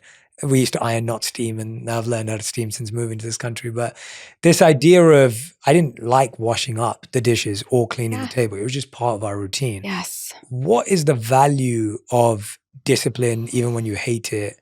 And what early chores are healthy and useful? I think this is such an important conversation. And you actually said something that I often say. You beat me to the punch. First of all, there is just immense value to kids spending time doing things that are unenjoyable. I think especially now, and I'm not trying to say I'm always above this, but we've somehow moved to this world where we're always optimizing for each kid. It's really interesting. Even like the weekends are split. Like I'm taking this kid here, this kid here. We do that sometimes too. It's necessary, but almost unconsciously we don't realize I'm like always optimizing for my kid's pleasure. I remember the time that when my kid's like, what, I have to go to my sibling's soccer? Like he's not even good at soccer, which was true. It wasn't that good, right? And it was the moment where I was like, that's actually exactly why you're going to go. Like the weekend is not about optimizing your personal pleasure at every second. Like it's good for you to go and be bored. It's good for you, even if you could have a play date, to sit and watch. That is such an important thing to be a good human. And it reminds me of the time that my kid is like, folding clothes is boring. Why do we have to do this? And I found myself, I said this thing. I was just like, you know what? To be a good human, you just have to do things that are boring and unenjoyable sometimes. I don't know, but I think it's true. It's true. Just, I don't have a better way of saying it. And my kid was like, oh. It kind of like, it struck him. Like, no one had ever just said that. That's like, so the fact that you had a childhood where there was this built-in routine of things that were mundane, largely unenjoyable. You can make them enjoyable, put on the music, do things. We try to do that in our house. But actually, I think that's relieving for a parent. Oh, I don't have to make my kid's life amazing at every moment. Going back to entitlement, like what an individualist, relatively entitled view of the world to go forward. Like I should spend 99% of my waking hours doing things that I want to do and bring me pleasure. Now, do I think you should spend some amount of time? Yes, a lot. But the idea that some of your childhood is doing things that are good for the family, that are more about being there for your sister, right? I think that is so important. But what it means is tolerating distress and tolerating pushback and tolerating whining. There's so much whining. Now, the other reason though I think chores are really important, they're a way to feel impactful. It's one of the biggest things we take for our kids is when they're only spending time doing the things they want to do, they're not really having an impact in the real world. Like clearing your plate and learning how to wash it off and putting it in the dishwasher, how concrete that is and how visual all the plates were there. Then they got clean-ish. Then they went to the dishwasher. Then someone wiped them down. Like you are watching yourself have purpose and impact in the world. Your kids will not say thank you for that when they're younger, but I promise you that's critical to their mental health. Yeah. They don't want to live in their own world where they're just spinning and thinking and optimizing. They actually do have a need to feel like feel like they're a part of something. And I actually think chores, again, if done right, so many times chores are almost given as punishment. Yeah. Not it. I think it's a really important structure for that. Yeah, and I love the way you broke down that process, like seeing yourself do something from start to finish and complete something and have to do it as a routine. That is so much of adult life. Yes. And it's hard. It was one of the mistakes I made with. So I started working when I was like 14. I used to deliver newspapers. Then I worked at a grocery store. And so I've been working for a long time. And I have a younger sister who's 4.5 years younger than me. And I never wanted her to work because I just wanted her to be protected in my naivety of being a teenager myself at the time. Out of love. Out of love. But we talk about it all the time now where like I started working since I was 14. So work is very normal to me. I get it. I know what it takes. It's a part of my life. I've always had to pay my way. And for my sister, it's like she didn't start working until she graduated. And she likes to get away from work as much as she can because she didn't have that routine and rhythm from that early age. And there was so much growth at that time that you made socially by having a job and being around people of different backgrounds and different ages. My boss was 50 and there was a 60-year-old person at the checkout and a 20-year-old person and just generational, experience and exposure and so much I gained from working in a grocery store that I could never have learned at home. And I think about that word capability. I bet you built a ton. Absolutely. I'm a person who can do hard things. I'm a person who can go into a situation that's totally new, nuanced, has ups and downs. And no matter what, I finish the day just the best it often is knowing I can get through it. That's so important. It's the other thing that it's kind of different than chores, but having our kids do real things in the real world, right? I think it's something that we need to put a lot more attention to, right? I know John Haidt talks about this a lot, right? We kind of overprotect kids online or we underprotect kids online and overprotect them in the real world. And he and I talk about this a lot. I think I've watched my kids, right? We live in Manhattan, right? And so mobility for kids is maybe a little easier. They don't need to ride somewhere. But when I see, my kid who can go get bagels for the family on their own, right? Take public transportation on their own. The pride and capability they feel, I promise you, I think academics and school and all those things in sports are really important. Don't get me wrong.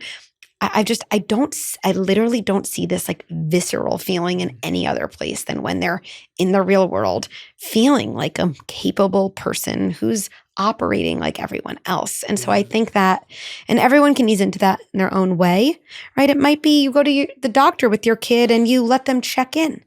It might be you let them tell their pediatrician, hey, how's she doing this year? Let her answer first, right?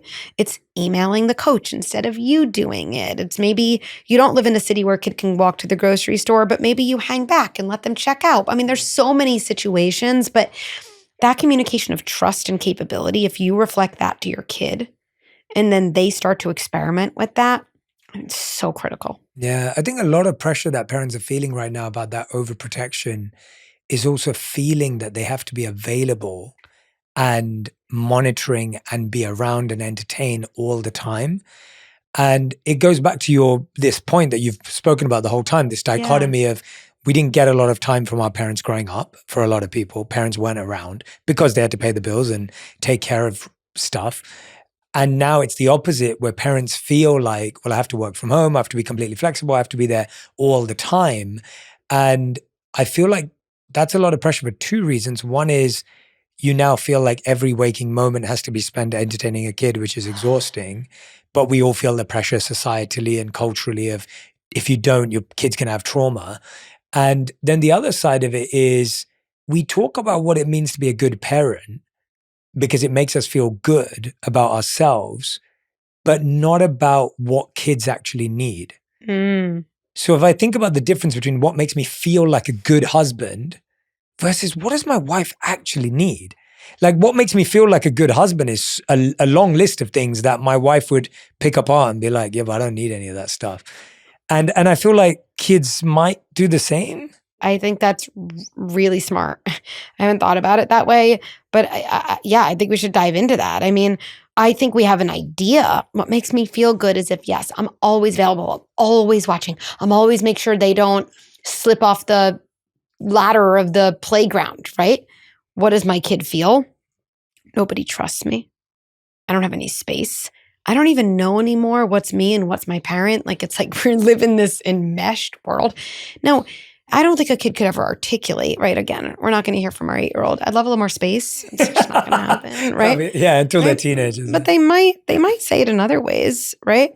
And I really don't think it's just me. I think the Good Inside really is this movement. It's ignited something in people. I think there's like a lot of us who are like, yeah, this whole always being there, always fixing, right?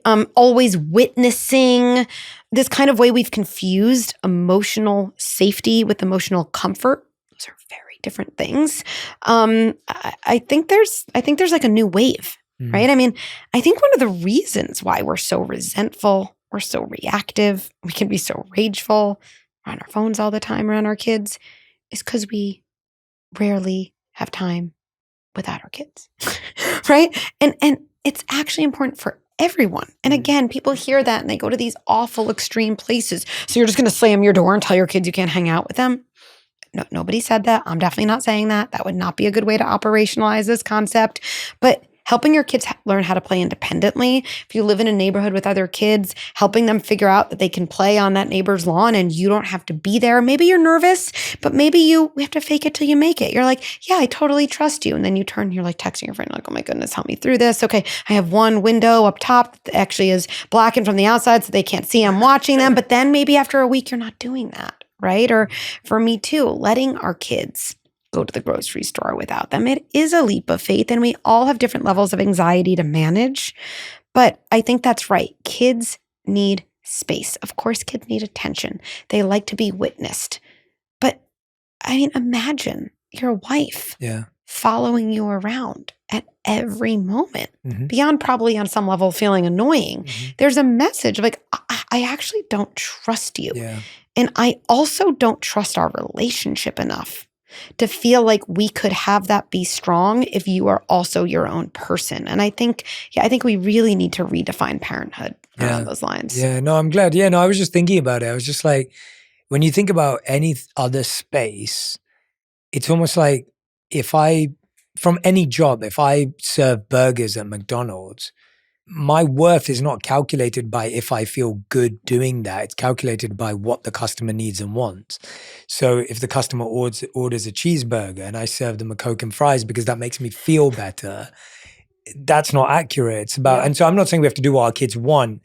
Totally. It's probably a bad example, actually. I take that back. But there's a sense of like, am I aware of what children actually need? I think what do children actually need that's a bad metaphor. But yeah, it's like, what do children actually need versus what makes me feel good in the moment? I think that's right. And look, there's this dance, the dance between independence and dependence. It's constant, right? Independence grows from the safety of dependence. It's true for us too. I'm sure in part you feel like you can try all these new things and, be honest and vulnerable, in part maybe because you feel like at the end of the day, I have my wife I can come home to. Like I have a secure base, which means I can go explore. That's really important. So yes, the time we spend with our kids, the way we connect with them. But the truth is, after those stages of intense kind of connection or dependence, the way kids actually grow is from the safety of dependence. They do things that are new. Makes so much sense. It's when so many parents say, like, I feel so guilty. I'm going on a trip away from my kid and my kid's upset, right? And I often ask, well, who are they staying with? I don't know. They're staying with grandma. It's someone who they're like, or they're staying with their partner. It's someone who they're perfectly safe with. And they're like, is this so bad for them? And I always say the same thing. I mean it. Not only do I think it's good for them, I think your kid is going to consolidate all of the skills you've been working on them with, right? It's kind of like if you're a basketball player and you have a coach and they're watching and they're working on this thing, you need time in the gym without that coach to then kind of go do the thing. And then you know what? You're going to get back with a coach and work on the next thing. But I just want parents to hear that. Yes, be there, that connection, that validation.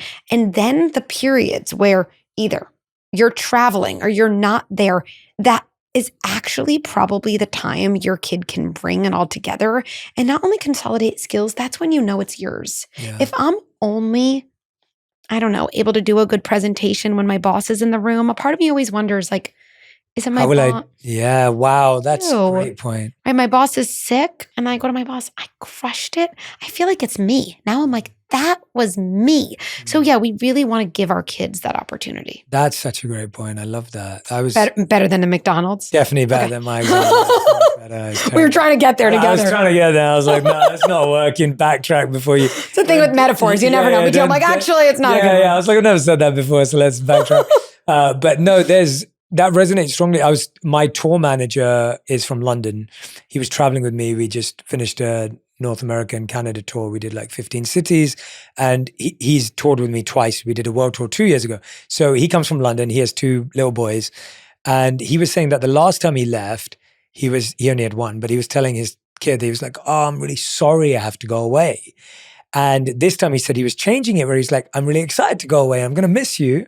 But I'm really excited. I'm doing this show and we're going live and we're doing this thing. And he was saying how he wanted his kid to feel excited for him rather than feel like, oh, dad hates going to work and he's sorry and he's feeling bad about it. Yeah. And at the same time, like feeling like his kid had space to grow and feel that confidence. And yes, of course, his kid FaceTimed her every day, missed him and whatever it was. But there was that sense that he was like, no, I want him to feel positive about the fact that I'm going away. I don't want him to feel like I'm nervous that I'm going away and I'm going to be away from him. And now he's taking on that anxiety as well, that dad's scared that he's leaving me behind without him, with mom, who obviously, right, is there too. Is the main carer and loves me and, is always around there for me. And so he was like, no, I want him to leave feeling good. And I think really sturdy leaders do that. Like my language for that is 2 things are true. Right. So going back to boundaries and validation, 2 things are true. I can set a boundary. You can be upset.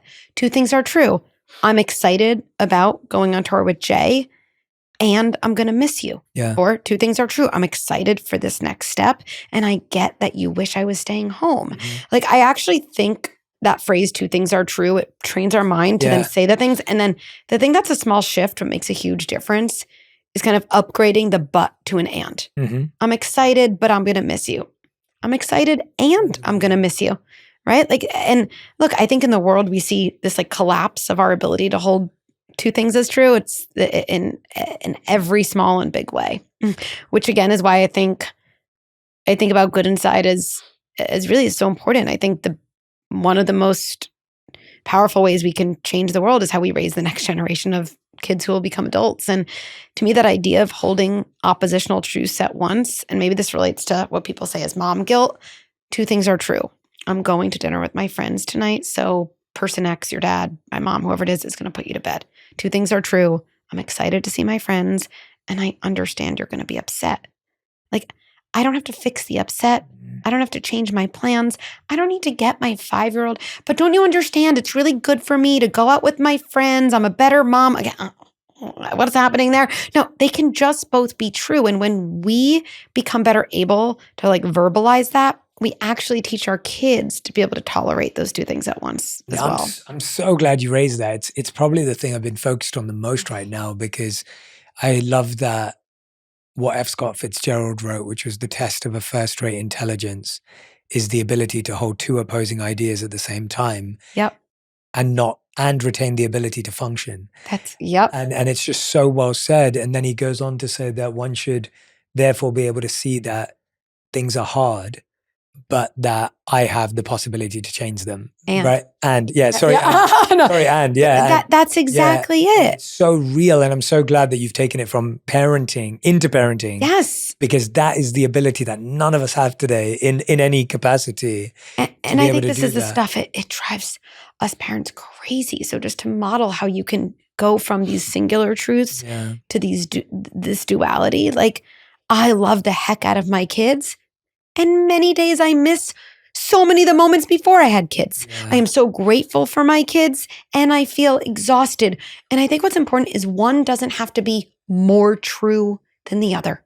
They can just both be there. They're like two boxes sitting on a shelf, and it's powerful to start to watch your mind try to collapse them, right? Oh, good parents don't feel that way. Wait, this might just be a two things are true situation. Maybe I'm allowed to love being a mother and miss my life before I'm a mother. And maybe there's no resolution. Maybe I just, going back to the bench, maybe I just have to like sit with that. Yeah, exactly. I'm thinking back to all the times I did that to my parents because we forget. Yeah. Like we forget that we did the same things. Like I find it really funny when I was speaking to a friend or someone and they're like, yeah, my teenager just doesn't get me right now. I'm like, did you get your parents when you were a teenager? Like, I'm like, I was the worst. And, and I think about even being a kid. And I remember my mom had to go out to work in the evening, so she couldn't put me to bed a lot of the time. Yeah. And I remember crying until she left. Like I'd hold onto her foot until she walked to the door and she'd walk out to go to work. And then dad would put me to bed. And I still remember it. It's so interesting that we forget that we did all of those things because it feels like such a long time ago. But the reality is that children haven't changed that much. Yeah. They just have different ways. They may have an iPad instead of a PlayStation versus the TV or whatever it may have been. And it's just when you remember that, you can actually empathize with it better and realize your parents also had to do things that wasn't the reason you end up feeling neglected. Like that wasn't it. Like right. I don't look back at that memory with my mum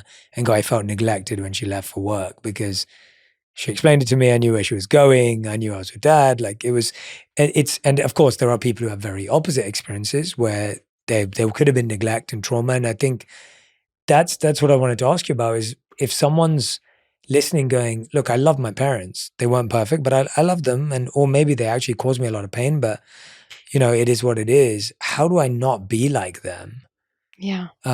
Because that's what I'm most scared of because I am probably carrying some trauma and maybe I feel positively to them, but maybe there's one of them that I never want to talk to again. But I'm scared of becoming them. And I totally understand that fear. And what I'd say to that person first is, I hope you give yourself a lot of credit for even just naming that and letting yourself see that. There are things in my parents I love and I appreciate, and there are things I want to do really differently. I'm so scared of repeating that pattern. That I would just say that's kind of amazing and brave to even just name that. That's step one. Step two, I'd actually just want to learn more. Tell me more. What don't you want to be like? Well, I would have never talked to my parent when I was in a tricky situation. I felt like my parents were just controlling, judgmental. Like I'd want to get more specific, right? Okay, so what I think is helpful to know, again, is parenting is like a language, right? And if you were brought up in English, that's right, and you want to speak a little English, but also Mandarin, your first instinct with your kid, even as you're learning Mandarin, is going to be English. It just is, especially in stressful moments. Mm-hmm. And that's okay. That doesn't mean you're failing. It just means probably you got to go back to those Mandarin lessons and you go repair and you keep going. So I just also want people to know that's what change looks like. No one goes and does a complete 180. Mm-hmm. But people underestimate, if you think about your family lineage like a ship and it's going toward a certain destination, you're like, I don't want to go there. Even a small shift in the ocean leads to a dramatically different destination, right? And that's what cycle breaking is. And then I think we work on one thing at a time. Okay, let's say I really want my kid to be the kind of kid who can come to me. Stakes are even higher now. There's stuff on TikTok, it's sex, drugs. I want my kid to come to me. I would have never with my parent. It still haunts me, things that happened because I didn't or they yelled at me. Great. I'd be like, okay, well, how old's your kid now? 5. Okay, let's start building that because I think that's a topic that comes up a lot. The idea that whether or not our teen comes to us in tricky moments is something that like magically starts in the teenage years as if there's no history to it, right? So let's think about how you respond when your kid hits. Let's think about what happens. Ooh, you just got an email from school that your kid stole a truck from his friend's cubby. These things seem very small compared to sex and drugs and rock and roll, but in a way, they're the same circuit. I did something I know you're not going to approve of. Frankly, I did something even I feel shameful about. How do we deal with that in this family? Now, what do I think that parent's first instinct is going to be? What do you think? Yeah, like oh my God, I can't believe you stole the truck. What's wrong with you? Like, what's wrong with you? Go to your room. By the way, when you go to your room, I took away all your trucks. Like, I don't know. By the way, I guess it's just what we like just come up with this stuff because it's been so many generations, even though it's laughable. Like, why would that help my kid? But we all have that instinct. I do too. But if you know you're going to have that instinct, you're more prepared and you might. And this is where I would tell parents, like, if you thought of it like a new language, you would never expect yourself to learn Mandarin just because you wanted to learn Mandarin. You like, frankly, I don't know, you'd probably just download Duolingo. I don't know. And you'd be like, I'm going to practice as many days as I can. If I miss my streak, it's okay. I'm going to get back on. And that's what I feel like good insight is. It is a new language. So what does that mean? First, you have to learn how to regulate your own emotions. You're probably telling yourself the story. My kid's stealing trucks at age 4. They're going to be in jail by age 19. I have a sociopath. That is what you do as a parent. The number of times you start thinking your kid's a sociopath when really they're just a good kid having a hard time is way too many to count. But let's do that. So what do I say to myself? What is the mantra?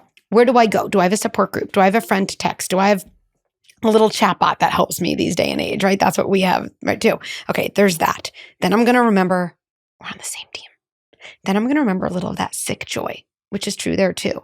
Hold on a second. If I know my kid sees things that they want and doesn't yet have the impulse control to not take them, if I can help my kid with that at age 4, do you know how much better that is than learning at age 14 or 44? Like, then things get bad. Yeah. We all have an urge to take things that we want. Yeah. Right. So you can actually, okay, this is a good thing, same team. And then there's maybe I'm going to get curious. Yeah, that would have been nice if my parents were curious. Okay. Then, and this is just a rule I have for any relationship, don't ask anybody a question you know the answer to. Yeah. It's not a question. That's it's an accusation with a question mark. Did you take anything from the cubby today? You're just setting yourself up to be an adversary. Say the truth. I heard what happened. This is a good line, right? You're a good kid. Made a bad decision. That's okay. You're not in trouble. My job is to help understand and help you through it. This actually happened with my kid, okay? One of my kids. You know, he saw something he wanted. And you know what? A lot of us, when we see things we want, we wish it was ours. And so we talked about it. We did this. And then we did a lot of other things. I really do take coaching, I think, to the next level. Like if you're, and I always go back to sports because I'm a sports person too. But if you are a basketball coach, you can sit down some kids and teach them how to make a layup. But we all know you then actually have to get in the gym and like do it. You can't just mentally learn it. The body movements matter. So one of the things I did with my son in this example is I was like, after, not all on the same day, we're going to play a game. I'm going to have a truck and I'm going to put it somewhere and I'm going to walk away. And I want you to see it. And let's practice this. You're going to say to yourself, I really want that. And then we're going to practice the thing we just talked about. This stinks, but it's not mine. Some like mini mantra, literally a tool. And I'm going to actually practice that. And then some kids are resistant, so I'll reverse it. Okay, I'll be you. Okay. Oh, I want that truck. Maybe if I take it, nobody will notice. And then it'll be mine. And then it'll just be my little truck. And it's all going to be okay. Wait, Becky, I want it. This stinks, but I can deal with it. It's actually amazing when you give kids little mantras, little alternative behaviors. And I know it sounds, I hear a pound's voice, I do, being like, that takes a lot of time. Yeah. I hear that, but in life, I think we either spend time preparing or reacting. Oh, yeah. And however you spend time naturally, you just don't account for it as time. You know how much time it takes to be mad at your kid all day? How much time it takes when you stay up at bed, feeling so kind of ashamed of how the day went? How much time? Those things take time too. I promise you these little interventions can take 45 seconds. Again, my son, we're not having some in-depth conversation. It's just a thing and we move on. And then they ask you, can I have a snack? Like, and then they literally always end with, can I have pretzels now? And you're like, I guess they're saturated.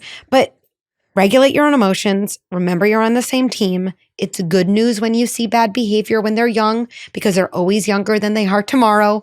And if you see it again as a feeling and urge gap with the skills, the answer becomes, I can be a coach, teach skills, practice skills here and there. And then often what's amazing is not only does behavior change, it doesn't change from fear. Because when behavior changes from fear, I'm just so scared of my parent, that then leads to becoming a teen. You know, when you're a teen, you don't care about the timeouts. You don't care about your kids. You don't care about your parents' stickers. You're just not really having a relationship with them and you're hiding things from them.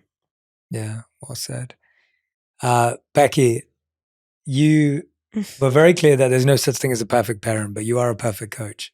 And your advice and insight this has been by far my favorite conversation on parenting. And I've had such a great time learning from you today. I feel like I've had mind-blowing moments. I've had affirmations on things that I already believed were true. I've had clarifications. I've had extensions of things that I thought I understood, but you've expanded my mind. And I think everyone at home who's listening and watching or on the road would feel the same way. And so I hope everyone who's listening or watching, I hope you go and check out the app, Good Inside, check out the platform, go and grab a copy of the book. Follow Becky online if you don't already. Her Instagram and social media is full of great insights that are really simply and succinctly put for you to start making real change. And at the same time, I really hope that you'll tag both of us and share the insights and the thoughts that have resonated with you today, that you're putting into action, that you're trying out. And whether you got the reaction you wanted or not, but the win that you had of actually communicating effectively, of following some of these scripts and making them your own and putting them into your own language and words with your kids, I really hope this helps you build the child and the life and the relationship that you're looking for with them. And Becky, I'm just so grateful to you for having your time and energy to do this with me. Thank you. And I had such a great time, truly. I had such a great time too. Hope, it's not too long till I see you again. Yeah, so. you have to come back. I have so much more I need to talk to you about. We just spoke for 2 hours. Oh, was it? And I could literally talk to you for another 2 hours, but being mindful of time. But I would love for you to come back because I feel like there's so much more for us to uncover. I am all in. I'm so grateful. Thank you so much. If you love this episode, you'll love my interview with Dr. Gabor Mate on understanding your trauma and how to heal emotional wounds to start moving on from the past. Everything in nature grows only where it's vulnerable. So a tree doesn't grow where it's hard and thick, does it? It grows where it's soft and green and vulnerable.